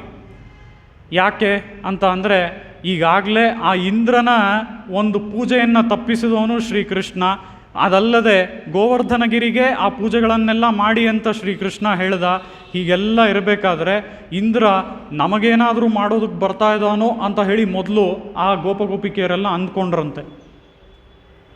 ಅದಲ್ಲದೆ ಆಮೇಲೆ ಆ ಇಂದ್ರ ಏನಕ್ಕೆ ಬಂದಿದ್ದಾನೆ ಅಂತ ಇವ್ರಿಗೆಲ್ಲ ನೋಡಿ ಗೊತ್ತಾಯಿತು. ಆ ಇಂದ್ರ ಏನಕ್ಕೆ ಬಂದಿದ್ದ ಅಂದರೆ, ಅವನು ಕಲ್ಲು ಮಳೆಗಳನ್ನು ಸುರಿಸ್ದ. ಆ ಕಲ್ಲು ಮಳೆ ಹನಿಗಳಿಗೆ ಕಲ್ಲಿನ ಬೆಟ್ಟದಿಂದ ಉತ್ತರ ಕೊಟ್ಟ ಶ್ರೀಕೃಷ್ಣ ಅಲ್ವಾ. ಈ ಒಂದು ಉತ್ತರವನ್ನು ಕೊಟ್ಟಿದ್ದ ನಂತರ ಆ ಶ್ರೀಕೃಷ್ಣ ಯಾರು, ಅವನೇ ಪರಮಾತ್ಮ ಅಂತ ಅರಿತು ಆ ಇಂದ್ರ ಕೆಳಗಿಳಿದು ಬಂದು ಆ ಶ್ರೀಕೃಷ್ಣನ ಪಾದಗಳಿಗೆ ಬಂದು ಬೀಳ್ತಾನೆ, ಕ್ಷಮಾಪಣೆಯನ್ನು ಕೇಳ್ತಾನೆ. ಹೀಗೆ ಕ್ಷಮಾಪಣೆ ಕೇಳಿದಾಗ ಇಲ್ಲಿ ಆ ಇಂದ್ರನೇ ಬಂದು ಕ್ಷಮೆಯೆಲ್ಲ ಕೇಳ್ತಾ ಇದ್ದಾನೆ. ಕಿಚ್ಚು, ಪಾಚು, ನೀನು ಯಾರು ನಿಜವಾಗ್ಲೂ ಹೇಳು ಅಂತ ಹೇಳಿ ಅಲ್ಲಿರುವಂಥ ಗೋಪಿಕೆಯರೆಲ್ಲ ಕೇಳ್ತಾರೆ. ಆ ರೀತಿಯಲ್ಲಿ ಆ ಶ್ರೀಕೃಷ್ಣ ಬೇರೆ ಯಾರೋ ಅಂತ ಅಂದ್ಕೊಂಡ್ಬಿಡ್ತಾರೆ. ಆ ಸಮಯದಲ್ಲಿ ಅಲ್ಲಿರುವಂತಹ ಗೋಪಿಕೆಯರು, ನೀನು ನಮ್ಮ ಫ್ರೆಂಡ್ ಅಲ್ವಾ, ಇಷ್ಟು ದಿನ ಕಿಚ್ಚು ಪಾಚು ಅಂತ ಎಲ್ಲ ಕರಿತಾ ಇದ್ದೆ, ನೀ ಅದಕ್ಕೆಲ್ಲ ಬರ್ತಾ ಇದ್ದೆ, ಆದರೆ ನೀನು ನಿಜವಾಗ್ಲೂ ಕಿಚ್ಚು ಅಲ್ವಾ, ನೀನು ನಿಜವಾಗ್ಲೂ ಪಾಚು ಅಲ್ವಾ ಅಂತ ಹೇಳಿ ಅಲ್ಲಿರುವಂಥ ಗೋಪಿಕೆಯರು ಕೇಳ್ತಾರೆ. ಅದಕ್ಕೆ ಶ್ರೀಕೃಷ್ಣ ಅವನಿಗೆ ಸಮಾಧಾನ ಮಾಡ್ತಾನೆ. ಆ ಇಂದ್ರ ಬೇರೆ ಯಾವುದಕ್ಕೋ ಬಂದ, ಅವನು ಹಾಗೆ ಸುಮ್ಮನೆ ಬಂದು ನನ್ನ ಕಾಲುಗಳಿಗೆ ಬಿದ್ದು ಹೋದನೇ ಹೊತ್ತು ಇದೆಲ್ಲ ಏನು ದೊಡ್ಡ ಕೆಲಸ ಅಲ್ಲ, ಇದೆಲ್ಲ ಏನು ದೊಡ್ಡ ವಿಷಯ ಅಲ್ಲ, ಅವನು ನೋಡಿ ನೀವು ನಾನು ಯಾರೋ ಅಂತ ಅಂದ್ಕೊಂಬಿಡ್ಬೇಡಿ, ನಾನು ನಿಮ್ಮ ಕಿಚ್ಚೂನೆ, ನಾನು ನಿಮ್ಮ ಪಾಚೂನೆ ಅಂತ ಹೇಳಿ ಅಲ್ಲಿರುವಂಥ ಆ ಶ್ರೀಕೃಷ್ಣ ಸಮಾಧಾನವನ್ನು ಮಾಡ್ತಾನೆ ಆ ಗೋಪಿಕೆಯರಿಗೆ. ಆ ರೀತಿಯಲ್ಲಿ ಅನ್ಬಿನಾಲ್ ಉಂತನ್ನೈ ಶಿರ್ಪೇರ್ ಅழைத்தனவும், ಇಲ್ಲಿ ನಿನ್ನ ಮೇಲೆ ಪ್ರೀತಿ ಏನೋ ಇದೆ, ಅರಿಯಾದ ಪಿಳ್ಳೈಗಳು, ಆದರೆ ನಾವು ಅಜ್ಞಾನಿಗಳು. ಆ ಒಂದು ನಿನ್ನ ಹೆಸರುಗಳನ್ನು ಗೋವಿಂದ, ಪಾರ್ಥಸಾರಥಿ ಅಥವಾ ಕೃಷ್ಣ ಅನ್ನುವಂತಹ ಹೆಸರುಗಳು ನಮ್ಮ ಬಾಯಲ್ಲಿ ಸರಿಯಾಗಿ ಬರ್ದೇನೇ ಇರ್ಬೋದು. ನಾವು ಈ ರೀತಿ ಕಿಚ್ಚು, ಪಾಚು, ಗೋಂದು ಅಂತ ಎಲ್ಲ ನಿನ್ನನ್ನು ಕರಿಬೋದು. ಅದಕ್ಕೆಲ್ಲ ನೀನು ಬೇಜಾರು ಮಾಡ್ಕೋಬೇಡ, ನೀನು ಕೋಪ ಮಾಡ್ಕೋಬೇಡ. ಶೀರಿ ಅರುಳಾದೆ ಅಂತ ಅಂದರೆ ಹೀಗೆಲ್ಲ ನಾವು ಪ್ರೀತಿಯಿಂದ ಏನೋ ನಿನ್ನ ಹತ್ರ ಬಂದಿದ್ದೀವಿ, ಆದರೆ ಅದೇ ಸಮಯ ನಾವು ಅಜ್ಞಾನಿಗಳು, ಗೊತ್ತಿಲ್ಲದೆ ಹೀಗೆ ಯಾವುದ್ಯಾವುದೋ ತಿರುನಾಮಗಳನ್ನು ಕರೆದು ಬಿಡ್ತೀವಿ. ಅದಕ್ಕೆ ಅಂತ ನೀನು ಕೋಪ ಮಾಡಿಕೊಂಡು ಶೀರಿ ಅರುಳಾದೆ ಇರೈವಾ ನೀ ತಾರಾಯ್ ಪರಯೇಲೋರೆಂಪಾವಾಯ್, ಅದಕ್ಕೆ ಅಂತ ನೀನು ಕೋಪ ಮಾಡ್ಕೋಬೇಡ ಅಂತ ಹೇಳಿ ಇಲ್ಲಿ ಗೋದಾದೇವಿ ಓ ಇರೈವಾ ನೀನೇ ಅಂತ ಹೇಳಿ, ಇರೈವಾ ಅನ್ನೋದನ್ನು ಏನು ತೋರಿಸುತ್ತೆ ಅಂತ ಅಂದರೆ ಇರೈವಾ ಅಂತ ಹೇಳಿ ಅದು ಏನು ತೋರಿಸುತ್ತೆ ಅನ್ನೋದನ್ನು ಗೋದಾದೇವಿ ಮುಂದೆ ಅದೇ ಸಾಲಿನಲ್ಲೇ ಹೇಳ್ತಾ ಇದ್ದಾಳೆ. ಇರೈವಾ ನೀ ತಾರಾಯ್ ಪರಯೇಲೋರೆಂಪಾವಾಯ್. ಇರೈವಾ ಅಂತ ಅಂದರೆ ಪರಮಾತ್ಮ ಅಂತ ಅರ್ಥ. ಪರಮಾತ್ಮ ಅಂದರೆ ಯಾರು? ನೀ ತಾರಾಯ್ ಪರಯೇಲೋರೆಂಪಾವಾಯ್. ಈ ಧರ್ಮಾರ್ಥ ಕಾಮ ಮೋಕ್ಷಗಳಲ್ಲಿ ಉತ್ತಮವಾದಂತಹ ಪುರುಷಾರ್ಥವಾದ ಆ ಮೋಕ್ಷವನ್ನು ಕರುಣಿಸೋನೇ ನೀನು, ಅದಕ್ಕೆ ನೀನೇ ಇರೈವಾ ಅಂತ ಹೇಳಿ, ಇರೈವಾ ನೀ ತಾರಾಯ್ ಪರಯೇಲೋರೆಂಪಾವಾಯ್ ಅಂತ ಹೇಳಿ ನೀನು ಆ ಮೋಕ್ಷವನ್ನು ಮಾತ್ರ ಕೊಡೋದಿಲ್ಲ, ಧರ್ಮ ಅರ್ಥ ಕಾಮ ಮೋಕ್ಷಗಳು ಎಲ್ಲವನ್ನೂ ನೀನು ನಮಗೆ ಕರುಣಿಸ್ತೀಯ ಅಂತ ಹೇಳಿ ಅಂಥ ಪರೈ ಅನ್ನುವಂತಹ ವಾದ್ಯವನ್ನು ಈ ವ್ರತಾನುಷ್ಠಾನಕ್ಕೆ ನೀನು ಕೊಡಬೇಕು. ಅದಲ್ಲದೆ ಈ ಪರೈ ಎನ್ನುವಂತಹ ಮೋಕ್ಷವನ್ನು ಕೂಡ ನೀನು ನಮಗೆ ಕರುಣಿಸಬೇಕು ಅಂತ ಹೇಳಿ ಗೋದಾದೇವಿ ಈ ಪಾಶುರದ ಮೂಲಕ ಪ್ರಾರ್ಥನೆ ಮಾಡ್ಕೊಳ್ತಾ ಇದ್ದಾಳೆ. ಆ ರೀತಿಯಲ್ಲಿ ಈ ಪಾಶುರದ ದಿನದಂದು ಕರವೆಗಳು ಪಿಂಚಂಡ್ರು ಕಾನಂಜೇರ್ದುಣ್ಬೋಮ್ ಅನ್ನುವಂತಹ ದಿನದಂದು ನಾವೆಲ್ಲರೂ ಇವತ್ತು ಬೆಳಗ್ಗೆನೇ ಆ ಶ್ರೀಕೃಷ್ಣನಿಗೆ ಮೊಸರನ್ನವನ್ನು ಮಾಡಿ ಅವನಿಗೆ ಅರ್ಪಣೆ ಮಾಡಿ, ಹೇಗೆ ಅಲ್ಲಿರುವಂತಹ ಗೋಪಿಕೆಯರು ಮೊದಲ ತುತ್ತನ್ನು ಅವನಿಗೆ ಕೊಟ್ಟರೋ ಆ ರೀತಿ ಅರ್ಪಣೆ ಮಾಡಿ ಎಲ್ಲರೂ ತಿಂದು ಎಲ್ಲರೂ ಒಳ್ಳೆ ರೀತಿಯಲ್ಲಿ ಅದನ್ನು ಸವಿದು ಇಲ್ಲಿಗೆ ಬಂದಿದ್ದೇವೆ ಅಂತ ಭಾವಿಸ್ತಾ ಇವತ್ತಿನ ಈ ಉಪನ್ಯಾಸವನ್ನು ನಾನು ಮುಗಿಸ್ಕೊಳ್ತೇನೆ.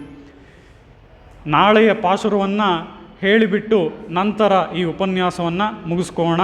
ಪ್ರಕಟಣೆ ನಾಳೆಯ ದಿನ ಇಲ್ಲಿ ಈ ಉಪನ್ಯಾಸದಲ್ಲಿ ಗೋದಾ ಕಲ್ಯಾಣ ಇರುತ್ತೆ. ಅದಕ್ಕಾಗಿ ದಯವಿಟ್ಟು ತಾವೆಲ್ಲರೂ ಹೆಚ್ಚು ಸಂಖ್ಯೆಯಲ್ಲಿ ಬರಬೇಕು, ಪಾಲ್ಗೊಳ್ಬೇಕು, ಪ್ರೋತ್ಸಾಹಿಸಬೇಕು, ಬೆಂಬಲ ಕೊಡಬೇಕು ಅಂತ ಹೇಳಿ ಪ್ರಾರ್ಥನೆ ಮಾಡ್ಕೊಳ್ತೀನಿ. ನಾಳೆಯ 2 ಶಾತ್ತುಮುರೈ ಪಾಶುರಗಳನ್ನು ಹೇಳಿ ಉಪನ್ಯಾಸವನ್ನು ಮುಗಿಸ್ಕೋಣ.